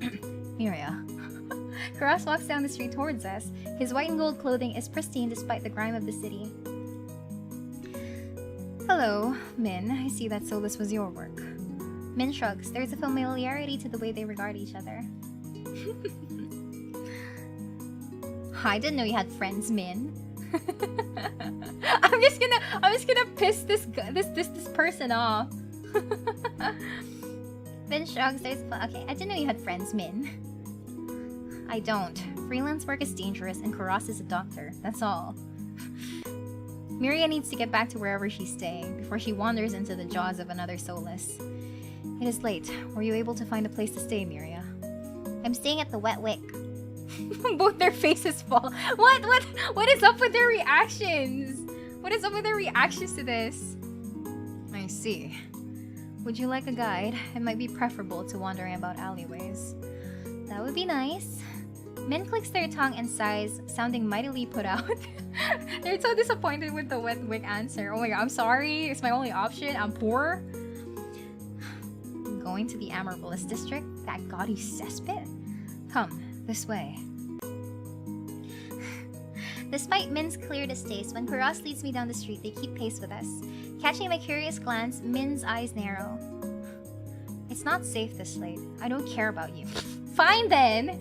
But Kuros is the only doctor worth a damn in this place. Are you like this with everyone? The deadpan look Min gives me is answer enough. I catch Kuros hiding a slight smile. It's cute though. I suppress a sigh and resign myself to having a grumpy shadow all the way back to the Wet Wick. Fine then, be that way, Min. Okay, I like the dynamic though. He's tsundere, definitely tsundere. My foil is here. The route Kuros takes is different from my slow meandering earlier in the morning. In no time at all, he cuts through darkened streets and twisting alleys. It looks brighter now. It seems like half the city has poured into the Amaryllis district's colorful streets. Laughter, clinking glasses, and music assault my ears from every direction. Yet the most noise still comes from the Wet Wick. Its doors hang wide open, lanterns lit. Bullyable little bro. Yeah, exactly. Okay, I feel like that's why I don't feel like it's going to be more of a romance route for me, more than it is like a kind of like a best buds kind of thing. Here we are. He moves towards the door and Min lets out an audible huff. Don't tell me you're going in. I have some quick business with Leander. Ugh, fine. He still owes me for yesterday's work. They drag their feet, reluctantly trailing me into the tavern. As soon as the doors open, a wave of sticky heat rolls over me. In the hours since I left, the Wick has grown suffocatingly crowded. Kuros stands out, easily a head taller than most. Oh my god, he's so tall. Even so, I nearly lose sight of him amid the sea of swarming body. Pardon me. The crowd parts as though answering his request. Kuros glances over his... How can anyone breathe in here? Min follows Kuros at a clipped pace. Leander is right where I left him, although he's traded places... I hate you, Leander. He's traded places with the bartender. He holds a pair of shot glasses filled to the brim with luminous green liquid. And now for the finishing touch. A flash of magic paints the glasses white with frost. You're never gonna guess what's in these.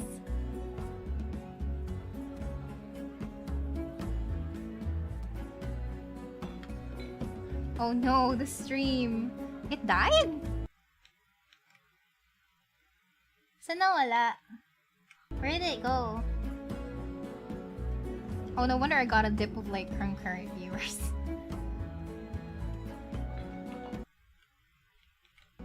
Are we back? Are we back? Where did we last left off? Alright, we're back. Okay. Leander is right where I left him, although he's traded places with the bartender. He holds a pair of shot glasses filled to the brim. Key Doctor. Okay. Pardon me. The crowd parts as though answering his request. The doctor is back. Here ba? Here ba? Oh, fine. He still owes me for yesterday's work. They drag their feet, reluctantly trailing me to the tavern. Yeah, here. As soon as the doors open, a wave of sticky heat rolls over me. In the hours since I left, the Wick has grown suffocatingly crowded. Kuros stands out, easily a head taller than most. Even so, I nearly lose sight of him amid the sea of swarming bodies. Pardon me. The crowd parts as though answering his request. Kuros glances over his shoulder at Min and me before gliding through. How can anyone breathe in here? Min follows Kuros at a clipped pace. Leander is right where I left him. I hate him. Although he's traded places with the bartender. He holds a pair of shot glasses filled to the brim with luminous green liquid. And now for the finishing touch. A flash of magic paints the glasses white with frost. I had to repeat that I hate him. You're never gonna guess what's in these. Leander slides the glasses across the bar and I get my third and fourth shocks of the evening in rapid succession. Ice leans against the bar, an elbow propped up on the counter. He catches the glasses and lifts one to the light before turning it upside down. The contents magically congealed, staying firmly in place. You're supposed to make drinks, pretty boy. Don't tell me you're wasted already. There, perched on the bar's counter beside Ice, takes a single look at the shot glass and shakes his head. What have we here? A bucket full of... What have we here? A bucket full of boogers. Leander's nose treasure. You've eaten worse. Bear's lips twitch and his ears flatten when Ice offers him a glass. He turns his cheek with a sniff and Ice just snickers. Coward. Don't tell me you're actually... In one fluid motion, Ice throws back his head and downs the shot. Drinking that. A dark look crosses Ice's face. It's chewy. Chewy? Wait, let me try that again. Behind me, Min grumbles. I told you this place was a nest of degenerates. If it isn't Kuros and Min! At the sound of Leander's voice, oh my god, ang cute mo talaga, Kuros! Min's pale eyes grow wide. They look ready to bolt until Kuros sets a hand on their shoulder. I promise this will not take long. Min's eyes dart from Kuros's hand to his face and then soften. Fine, you first. While they step forward, I linger behind, struck by a sudden revelation. All of the people I've met today know each other. Good evening, Leander. Eyes. Another drinking competition, I presume. Oh my god, they're crowded in one full screen. Min does look very androgynous. Yeah, I think that's because their pronouns are they, them. I've noticed they're not using he, him there. Oh, is it evening already? Could have sworn it was earlier. Just some friendly rivalry, Doctor. Nothing to be afraid of.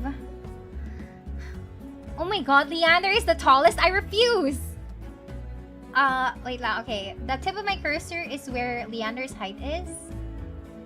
I'm just gonna check. Kuros is still taller! Kuros is still taller! So I don't have a problem. Kuros is still taller. Kuros acknowledges Leander and Ice with the slightest nod, ignoring Vare entirely. Not that Vare seems to mind.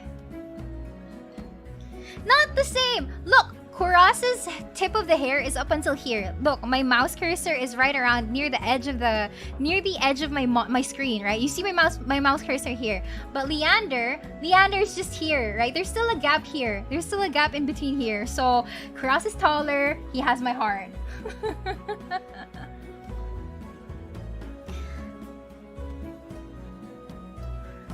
He tilts his head and an impish smile curves his lips when he spots Min looming silently behind Kuros.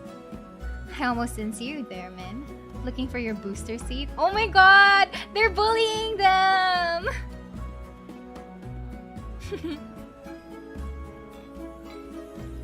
Min pushes back their hood. They level Vare with a cool look. Oh my god, he had a tiny ponytail! I thought Ice wasn't allowed to bring his pets in here. Vare's tail gives an angry twitch.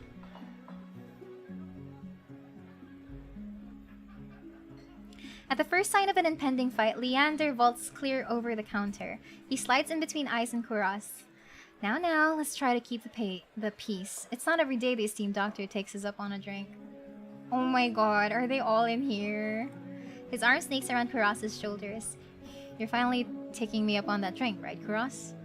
I am afraid not. We were merely escorting Miria back to her lodgings. Oh my god, they finally talk about me! Kuros gestures in my direction and my stomach sinks. I reluctantly step into the light. As soon as he sees me, Leander's face fuck you! I hate you! No! You're not supposed to have this kind of, like, reaction to me, Leander! No! Leander's face brightened. My god! No! That's not supposed to be a reaction to... Renji, thank you so much for the super chat. Does that mean may crush kahit Kuros? No! No accepting! Biglang reaction, Leander's face brightens. Miria, it's been too long. Everyone, this is Miria. She's here. No, stop introducing me like this! She's new to Iridia. I feel 5 pairs of eyes fixed onto me, and suddenly the bar feels suffocatingly small. My voice nearly catches in my throat. Hi! Again. Hi everyone. Again. Again? Wait, you've already met everyone? Oh my god, their faces look so nice. I mean, Leander's the main boy. No, I refuse! Ice and Vare level me with subtly amused expressions. Vare's tail gives a lazy wag. We did. Not that long ago either. I'm starting to suspect she's stalking me. I'm Creeper, thank you so much for the super chat. Whopper. He looks far too pleased with himself when I roll my eyes. Notice Leander's the one who gets the hypest reaction. No, I don't! No! Elsa, good morning! He's in the middle, clearly main boy style. He is so wide! What the heck? He's so bulky! Look at that! Like his arms, his shoulders are so broad. It kind of challenges Ice to an extent. Except that you didn't load your save. No! This calls for drinks. What does everyone want? In an instant, all eyes turned to Leander, freeing me from the burden of attention.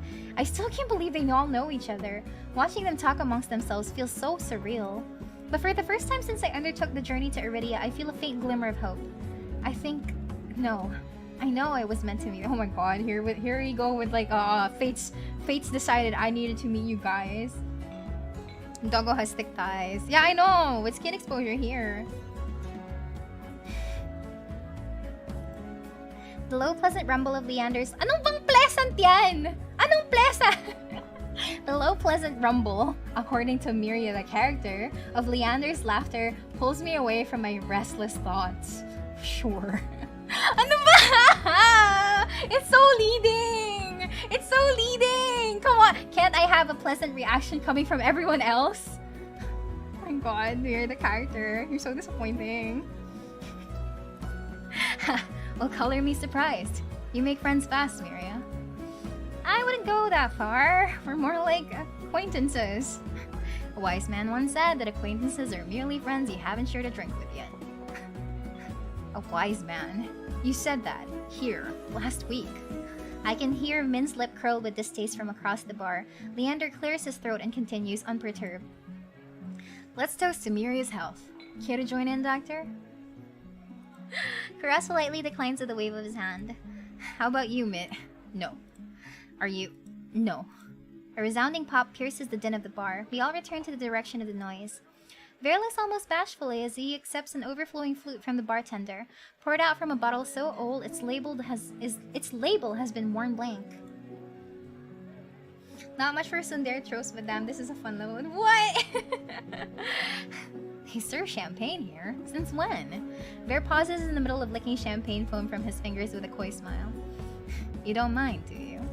The transformation is impressive as his magic trick. The concern on Leander's face vanishes. He laughs softly. No, be my guest. I know you've got expensive taste. Then he shoots the bartender a frantic look. Unbothered or uninterested in his company, Eyes cants his head at me, a light smile on his lips. Why do I not get like very pleasant reactions from describing everyone else except for Leander? How about you, Sparrow? I did say I'd buy you a drink earlier. No, my treat. Shut up, Leander! It was Eyes who was offering. Eyes regards Leander over the lip of his glass. In the dim light, the glint in his crimson eyes looks downright dangerous. What'll it be, Miria? Ano ba? He did call dibs first. I'll take that drink. I'll take you up on that drink as long as it's not one of those green shots. Don't knock them till you've tried them. They taste better than they look. Somehow, I doubt that, but I hold my tongue long enough for Leander to go behind the bar. He's lying, isn't he? When I glance at Eyes, he only shrugs. Like I said, they were chewy. Probably poison, too. He considers his own drink a tumbler of amber-colored whiskey. Leander's tried to kill me a dozen times by now. It's always a gamble. What? What? Vare clicks his tongue in disapproval. When he finally looks my way, it's with a half-lidded gaze softened by his third glass of champagne. Were I you, I wouldn't let Leander put anything in my mouth. Same. He fans his fingers over his chest, voice dripping with fake reverence. The Wet Wick is the finest drinking establishment in all of Iridia. While you're here, you might as well partake of the signature watered-down drinks and stale nut leather. He sweeps his hand towards a chipped ceramic bowl filled with spindly, speckled jerky that I can only assume is nut leather. What is with the food in this city? As abysmal as you make it sound, this place is completely packed. It's not all bad. Depending on the day, the food's edible. Ice takes a measured sip of his drink. Gotta stick around for the real attractions, though. Before I can ask what he means, Leander returns with a tumbler that he sets in front of me. Uneven chunks of ice bob in a pool of reddish-purple alcohol. I sniff the drink suspiciously. To my relief, this time all I smell is the sharp, clean scent of gin with an undercurrent of fermented fruit. What's a little murder between friends? Relax, it's just a local specialty. Plum gin, although I prefer feeling more adventurous. I shake my head. Leander wraps his knuckles against the bar until the group falls silent. Alright everyone, let's toast! Gotta stick around for the real attractions, see what admiring what's on display. I'm not admiring any of them except maybe for Ice and Kuros. May Miria stay in Iridia be full of bright adventures and discoveries. Cheers! He's too positive! He's too happy! I don't like it. Leander, Eyes, and Vare raise their glasses in unison. Min only crosses their arms, and Kuros watches with polite indifference. Oh no, Min! Min has blocked my chat! I'm sorry! How about the man in between them? No. I tip back my drink. The plum gin is eye-wateringly strong. Despite a sharp medicinal edge, it goes down smooth. One sip softens the edges of my vision. The next fades the din of the crowded bar into a low, persistent murmur. I find myself unwinding for what feels like the first time in years. Min got Mike Wazowski. I know. I didn't mean to. Oh my god. Min. Min Wazowski. See? Oh yeah. Oh, guys, come on and look. Like, Leander is not as tall as Kuros. So, ha. Checkmate.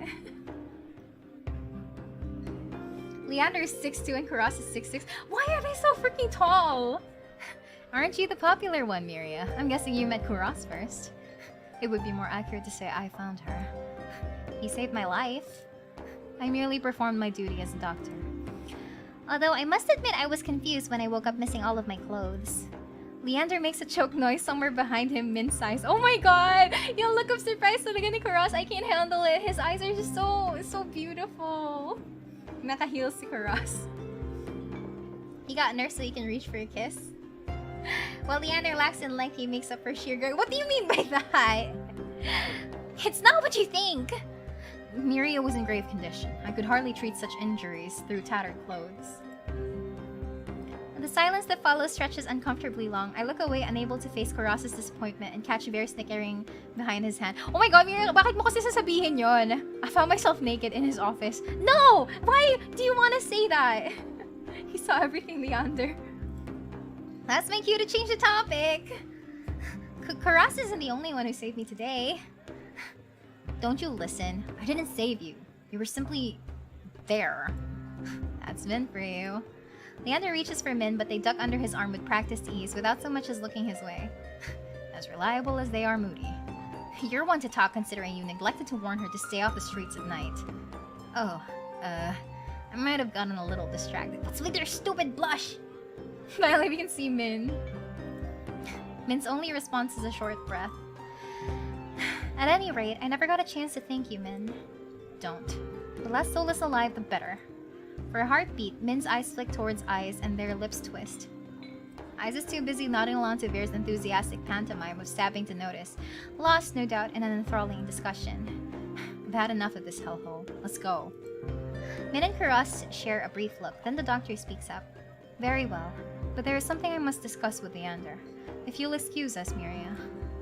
And just like that, the three of them depart, leaving me alone to savor my gin in silence. Or so I think, until I hear a voice so soft and low, it's practically a purr.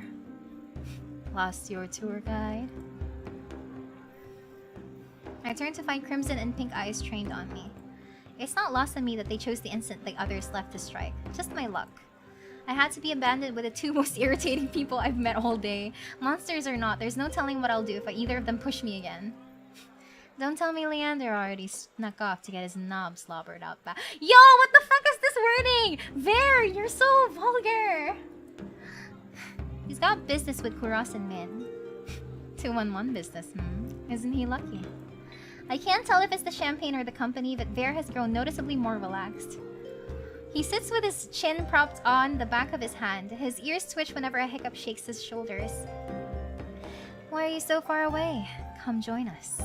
He pats the empty bar stool beside Eyes, but I hesitate. The smile Vare wears is sweet and distinctly sly, and with drinks in the mix, I dread how he and Eyes will mess with me next. Someone give him the bonk stick. I know, right? Yo. We don't bite. I'm not sure about that. Just hours ago, he tried to rob me, and you threatened me. Me? Steal? Surely you must be mistaken. You sure it was me? Yes, it was you, and then you had the gall to kick me out just so you could go drinking. He gives another one of his shrugs. I was lonely. A simple answer than I expected, but I guess I can't fault him for that. Vare suddenly slumps forward, gossamer sleeves pooling where he rests his elbows on his knees. I sets his hand on Vare's waist, narrowly preventing him from tipping off the counter. How about we start fresh, Begin with proper introductions, get off the right foot and whatnot. I'll start. The name's Vare. Hunter. Hunter extraordinaire. Oh, it rhymes! That's cute! Vare's right hand flutters to his chest and he bows his head, flinching when hair falls into his eyes. Miria, the character, don't let them mess with you. Ice doesn't say anything, so I suppose it's my turn now. I'm not gonna be rude. It's Miria. Vare considers me for a long moment, his tail idly swaying behind him. Then, he knocks back the rest of his champagne. It's a pleasure to formally meet you, Miria. He says my name slowly and deliberately. Miria. Savoring every syllable. A tingle jumps down my spine. I quickly turn my gaze away. Ice smirks at my reaction over the rim of his glass. Is something funny? Nope. I open my mouth and close it just as quickly. They want me to react, goading me into another ridiculous game. While their sharp cat-like eyes keep me on edge, something about this tension is fun. Oh my god, Miria the character, what is wrong with you? It must be the gin. Oh no, because I drank? A flash of white over Ice's shoulder catches my eye. Across the bar, Kuros heads for the door. I don't see Leander or Min, but it feels wrong to let him leave without saying goodbye. I'll be back. Vare hums and wags his fingers at me as I leave. I slip through the crowd, careful not to touch anyone, but just as I'm nearing Kuros... Gah! Gah! Gah! Oh, how do you say it? Gah! I stagger, shoulder checked by a man with a neck thicker than both my thighs. What kind of description is that? With a neck thicker than both my thighs. What? He stares down at me, nostrils flaring. Out of my way, shit stain. My words spill out on their own. You watch it! I regret them as soon as they leave my mouth. That fucking gin! Oh my god, I'm in trouble! The roughneck wheels around, shoving a bloodhound out of the way so he can close in on me. What did you say? He shoves me backwards, sending me stumbling to the sticky floor. I'm fine, but my heart leaps into my throat when I see the roughneck bearing down on me. You trying to start something here? The roughneck freezes, his fist cocked back. A group of bloodhounds called by the commotion circle him, sizing him up. For what feels like an agonizingly long moment, the roughneck looks from me to the bloodhounds. Finally, he sniffs and spits on the floor next to me. The lob narrowly misses my cheek. Yuck! Screw it. Too many freaks in a circus tonight. He turns his back on me and comes face to face with Ice. A dangerous smile spreads across his face. Dangerous? But it looks so cute! You'll do. What happens next is a blur. Ice's fist crashes into the roughneck's jaw, causing an eruption of gasps, shouts, and even cheers around us. I scramble to my feet right as the frantic crowd swarms around me, cutting off my sight of everything and everyone. Through the ruckus, I hear Leander shouting, Hey! Hey! Ice, take it outside! Ignore them, everyone. Look, drinks are on me. The fuck drinks are on me? Okay. With those 4 words, the wick erupts with hoots and hollers. The ring around me disperses as bloodhounds and onlookers rush towards the bar. Through the thinning crowd, I catch glimpses of familiar faces. Ice vanishes out the back, dragging the roughneck behind him. Kuros lingers near the door, searching, I suspect, for any wounded before he departs. Min draws their hood up tight as they slip out a side door, while Vare leans over the counter to swipe a glass of wine from behind the bar. And Leander, with a stupid face, seated at the opposite end of the bar, gestures dramatically and unapologetically at the bartender. Place your bets, everyone. Wow. In the span of a heartbeat, I realize there's no telling when or if I'll see any of them ever again. Whoever I pursue may be the last person I get to speak to tonight. I follow. Fuck. Di ako kinilig sa smile, okay? I was like, wipe that silly smirk off of your face. It's annoying. Kind of like mood or whatever. Draws his hood up. That's cool. But you did pay attention to it. Because he annoys me! He annoys me! Oh, okay. Legit, it's a choice time. Wait, let me save here. Oh, you sure you want to overwrite? I am going to engage with the audience and start a poll. Who do I pick? Okay, Min, Leander. Fine, I'm writing Leander here. Add option. Vare. Yes, a poll. No, I can only ask for. I can only ask for 4. I don't like Vare as much, so I'll put Kuros in instead. Sige, fine. Tatanggalin ko si Leander. Fine, I'll put Vare there. There are only 4 options. Leander C. No, tinanggal ko na. Only 4 options here. Okay. I feel like I like... Okay, fine. Here's the honest truth, though. Like, out of all of the... out of all of the people so far, I feel like... What's a straw poll? Okay, out of all of the guys naman talaga so far, I feel like the least inclined I am to picking as a character is actually Min. Like, okay, fine. I'll admit it. If you ask me to choose between Leander and Min, I would begrudgingly say Leander. Okay, there. You guys happy? You guys happy? But, you finally passed up the white hair. No, okay, here's the thing, right? For all 4, except for Min, I felt like, crushable siya. But then, si Min kasi, I find like, I like the banter. I like the exchange, and I like the change of pace, where he's actually constantly, like, hostile to me. But at the same time, like, they kind of soften up. So, huh? What do you mean crushable? Why are you guys reacting to the crushable part? I mean, like, crush ko si Vare, si Kuros, si Ice, tsaka si that guy, Leander, right? But with, okay, like, honest to God, like, ano yun? With Min, it just feels like I want to be his friend, or, I mean, rather, their friend. I want to be Min's friend. Crushworthy kasi! Ano ba? So, I'm gonna remove Min, okay? I'm gonna remove Min. Like, he's, like, they're the last one I would put there. Fine, I'm asking the community. Miria spits Leander. Oo nga eh. Grabe kayo!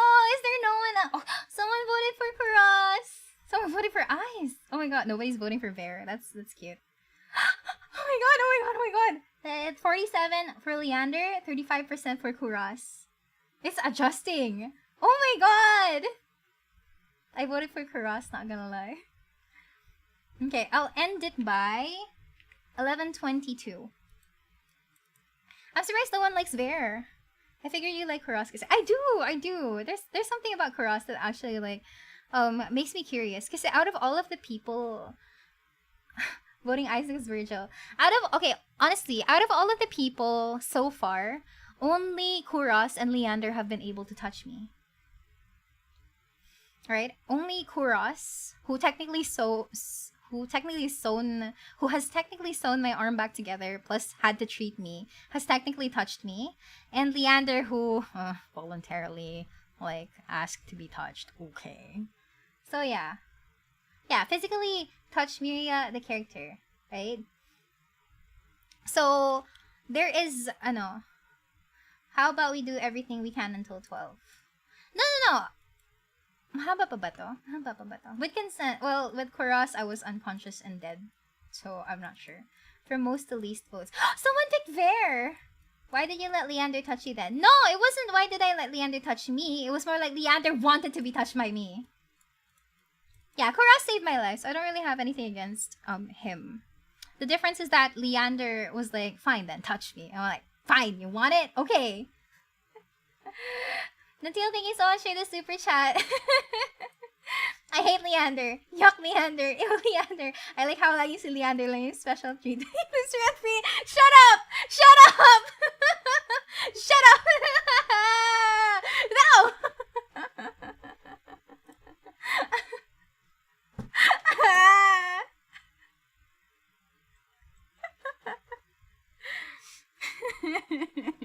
Hey, no, what the choice was I pulled back, but he was the one that held onto my hand. He was the one that held onto my hand, even if I was pulling. Yan ang I love coffee. Huh, fine, it's 11:22. I'm closing the poll. I'm closing the poll now. Okay. So, I guess we'll do Leander's. And then, if you guys would like, of course, blame Elaine. Grabe talaga si Elaine eh. If we finish Leander's and I get a feel of how long things are going to take, but we can just do the other routes next time. Yeah. Leander bros keep winning. Wala nga kay Jen. Fine! Fine, we're going for Leander. For the second time today, I find myself squeezing. Miria, the character, finds herself squeezing through a crowd to reach Leander. As soon as he sees me, his easy smile fades. Are you alright, Miria? Stop being concerned! I'm not used to someone looking at me with such earnest concern. Shut up! No! I've been through worse today. From the sounds of it, you've had quite the day. How are you holding up? I'm fine! Breaks down. I'm fine. Breaks down.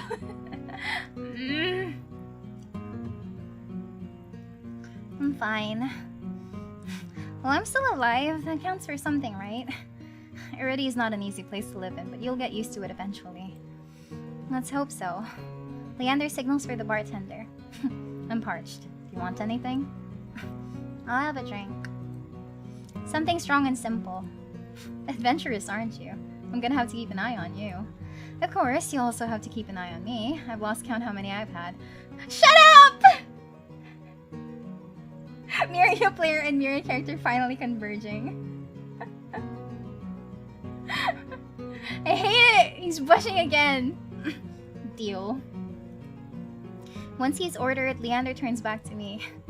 Did you at least get to try any good food? I had these fried dough sticks from a vendor near here. As soon as I begin describing my meal, his eyes brighten with recognition.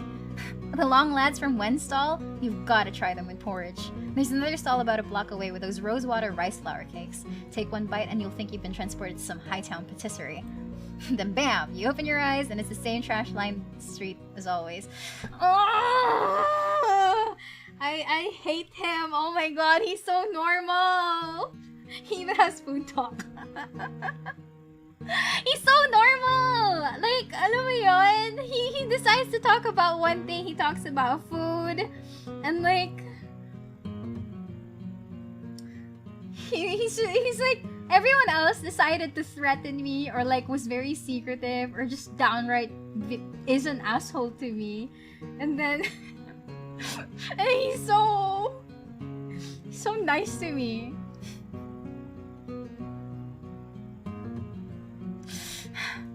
When he laughs, his hair falls over his eyes. He shakes his head and pushes it back. He's human. I'll show you sometime, if you decided to stick around Lowtown, that is.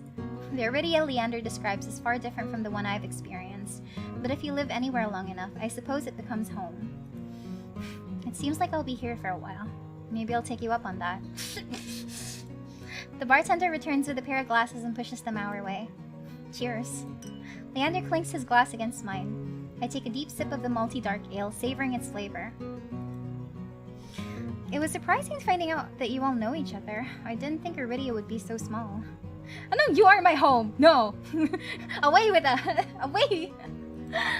Do you know how many times I've tried getting them all in one place? It's impossible.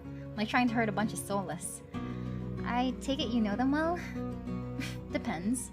Was there anyone you're curious about in particular? Ooh. Time to save. Who needs spice when he seems to truly care for you? Hey, there has to be a catch. Leander uses normal conversation. It's super effective. Shut up! Anong you? Walang you. Okay, there has to be a catch. There has to be a catch. Like, there's no way he can be so nice to someone he's just met. And, like, not expect too much. Okay, fine. Let's ask about Kuros. Do you and Kuros work together? Occasionally. Did the mysterious, competent doctor catch your eye? Yes! He seems like a good person. Though it's hard to believe anyone's a good person these days. That's Kuros. He works hard to serve the people of Lowtown. He's a miracle worker, even if his bedside manner could use some work. What is that supposed to mean? The only catch is you catching feelings with me trust issues. Quite skeptical. Was it so bad to be a good person? No, it's just that everyone has been... No. Do you think you might be able to cure my curse? Leander starts to speak, but pauses to consider me for a moment first. Kuros is good, but he's only a doctor. Besides, unless you're actively dying, he'll make you wait in line all day like everyone else. Ooh, a little bit of hostility. I can choose to not ask about anyone else. Min. Min's interesting. Not very forthcoming, though. Min, my favorite grouchy freelancer. What's your impression of them?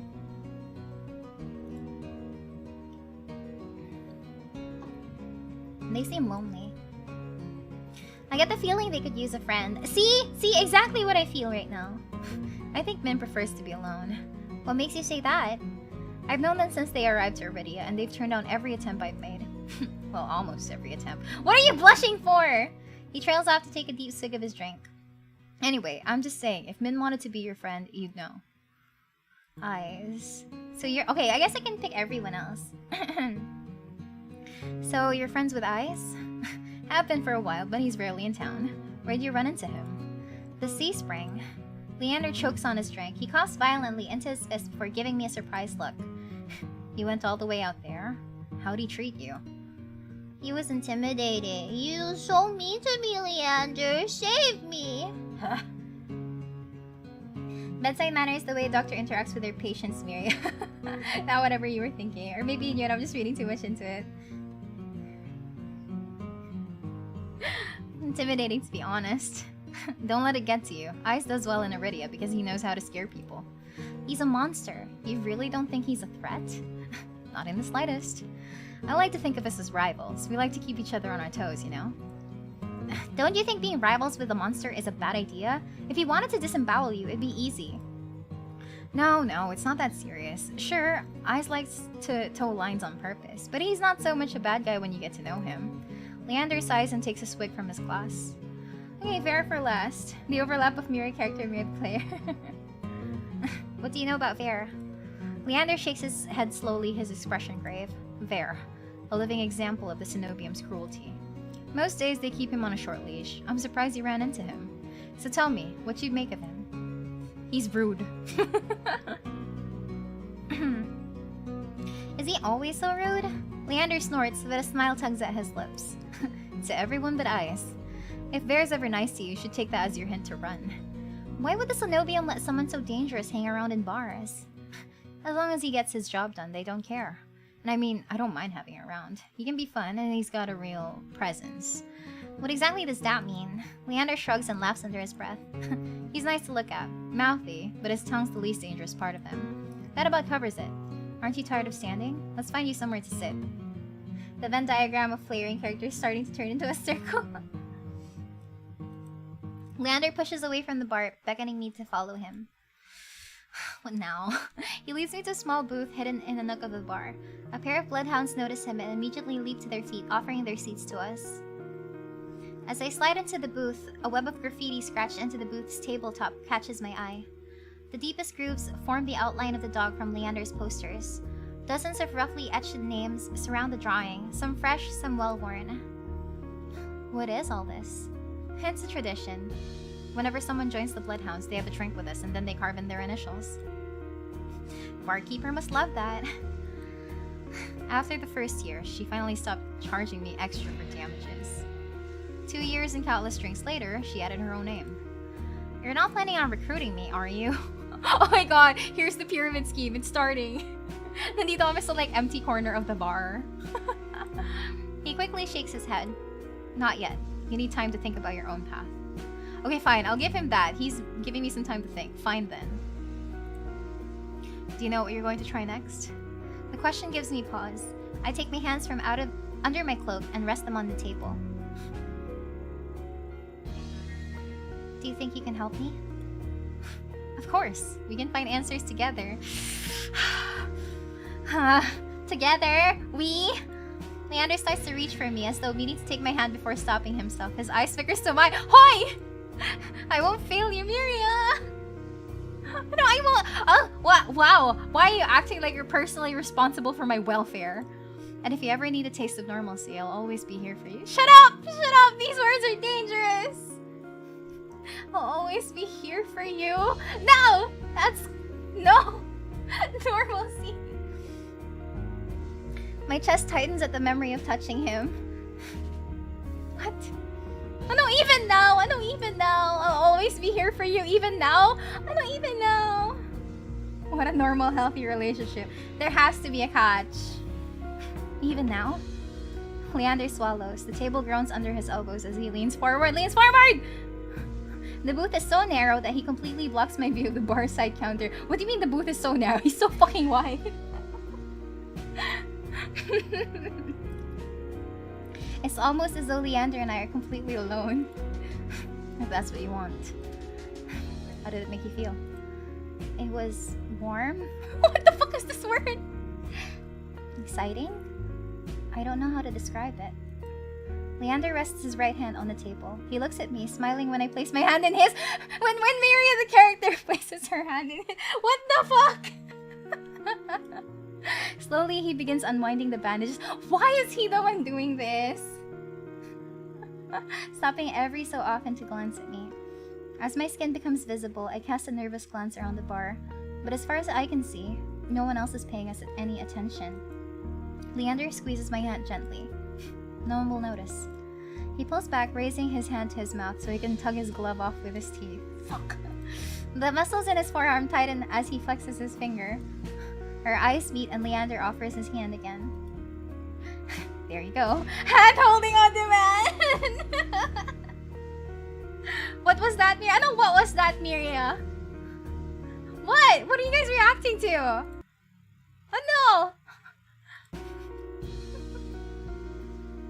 Anong inaayaw ni... Ayaw? Ano yun? You said the F word. Ah, shit. Yeah, oh, you caught that. I'm sorry. Nothing. Hand holding on demand. A lump forms in my throat. I'm certain Leander sees it in my face, the flicker of desperation. His voice lowers to a whisper. Anything you want, Miria. Bakit red? There's something red there. Why does he want me to touch his face? Yeah. I'm saving here. Anything you want and I end up wanting to touch his face. Touch his face. Ooh, he has different music. I blurt out the first request that comes to mind. Can I touch your face? Oh, sure. What do you mean, oh, sure? You didn't even question it? You didn't even wonder why it was your face I was going for? Fucker. Oh, sure. I lean over the table, hesitating before I reach for his face. When my fingers graze his jaw, Leander laughs slowly. That tickles. It's fine. You can just... He takes my wrist, angling my hand so he can press his cheek onto my palm. Why is this so cute? I hate it! He trusts you and that's your reaction. Miria coping hard by saying. Warmth spreads under my fingertips. A surprised breath escapes me. Gently, I run my thumb down the ridge of the scar on his cheek and he shudders, his earring jingling against my knuckles. You're getting awfully bold. I've never touched someone like this before. And even though it makes my head spin, it's already not enough. I want to be even closer. No, it's the title! It's the title! My heart hammers, filling my ears with a pulse that grows unbearably loud until I pull my hand back. Are you alright? I can barely hear his words over my pounding heart, but I manage to nod. Yeah, I'm fine. Sorry. I think I'm just getting a little dizzy. He gives me a gentle smile, eyes crinkling at the edges. You've had a long day. You deserve some rest. Luckily, your room is just upstairs. Want me to walk you back? I shake my head and begin wrapping my hand back up. With each deep breath, my head feels more clear. I'm fine, but thanks for, well, everything. Remember what I told you. If If you ever need a break from the chaos of the city, I'll be here for you. When I rise, Leander gives me one last smile. Good night, Miria. Night. Miria versus merging and mixing up. Who would have thought Miria's favorite flavor was vanilla? Shut up! No! I trudge up the stairs, but even as I leave Leander behind, the warmth of his skin still lingers on mine, burning through the bandages.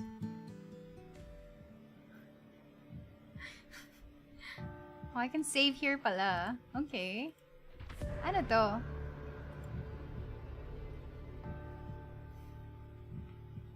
Leander offers you something that should be impossible, a taste of normalcy free of your curse. As the first person to withstand your touch, he could change your life, but some things are simply too good to be true.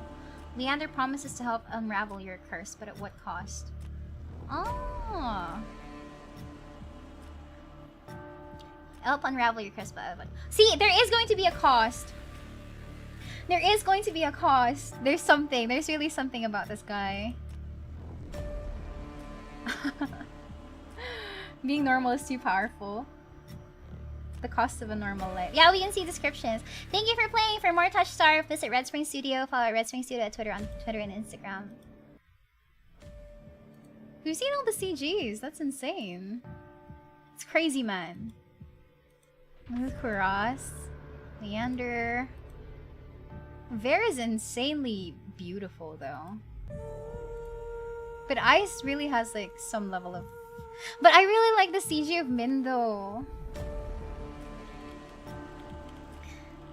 Vanilla needs to exist para sa mga tao katulad ni Miria. Hey! No! Shut up! No!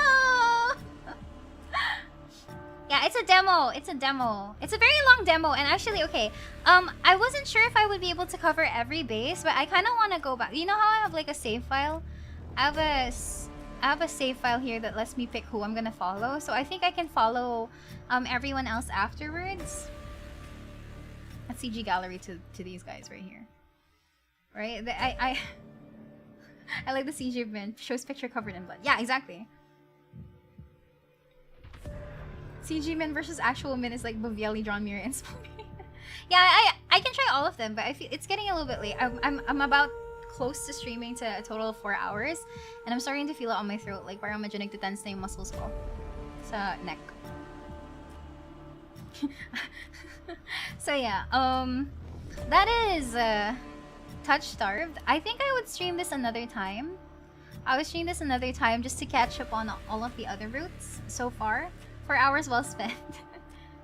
Parang kaya ata sila lahat next week. Yeah, okay. Considering how short those are, I feel like we can try it. We can do that, actually. Hydration reminder. Next time, no worries. Tends from too much hand-holding. What do you mean, Leander well spent? Well, okay, I took note of who the next person is going to be. So on my list, we're gonna try Kuros next, followed by Eyes, followed by Vare, and I guess I'm gonna keep Min for last or something. Or maybe I'll save Kuros for last since he's like, or Eyes for last. I'm not sure. We'll see. Okay, last one na lang si Kuros. We'll see, we'll see. Imagine an eye tracker. 4 hours well spent for us to find out you really like normal pala. Wow! Imagine Kuros will have the normal ending and Leander is the sad, painful ending that Miria enjoys. No! Actually, okay, here's the thing, guys. The Kickstarter said that this game is going to be released at the end of 2025 pa. So, that's going to be a long-ass time. Dread it, run from it, more mostly slow arrives. Yeah, sa 2025 pa siya lalabas. So, man, it's gonna take so long. It is a very impressive demo. It's a Unity game. So it was missing a little bit of like the things that I was looking for when I'm using Ren'Py. Well, so punta na tayo next complete playthrough. I hope. It was a very good demo. Also, hi Cat, welcome. But also Otsu. Guess you gotta survive being a VTuber until 2025. I hope. Anyway, that is it for today. It's crazy long, but I'm glad you guys decided to stick with me I'm sorry for all of my embarrassing reactions. I'm sorry, but also I refuse to be associated with normalcy.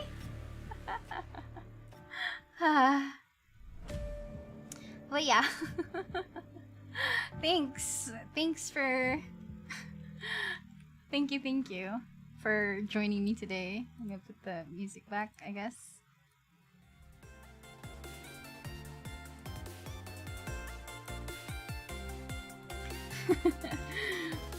We thrive on your reactions.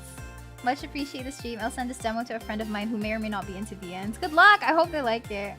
Thank you for the stream. I like men now. Leander bro satisfied. But Leander was enjoyable. Against my will, fine. He's something. Vanilla flavor is great. Shut up. As you grow older talaga, your taste buds change, no? It kind of conforms to the... Hi! Stop pushing! Fine, at least then nasa Leander, yeah. We'll see. Okay, personally, I feel like I wanna leave Eyes for last, cause like he's the one I originally liked, so I kind of wanna like spare him like the first try. Maybe second to the last to Leander. So unahin na natin si Min and then Bear, I guess. He accepted him but continued to deny him. Yeah, well, whatever. What's important, if malay mo sa 2025 si Leander talaga, ha! My tastes will change by then. Feeling nga babalik-balik ang yung basic as si Miria. Hey, to be fair, we don't know what the others have to offer, so we'll see. We'll see it. Are you sure about that? We'll see in 2025. I hope. So yeah, thank you very much for joining me today. I hope that you guys learned a lot about me, I guess. Use that to your advantage, I guess. Whatever. Whatever, you didn't hear anything from me. Bye. Bye. Good night. Have a nice Saturday evening. Good night from Miria.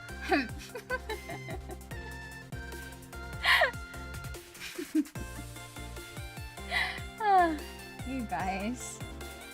I'm always gonna love you guys. Bye bye.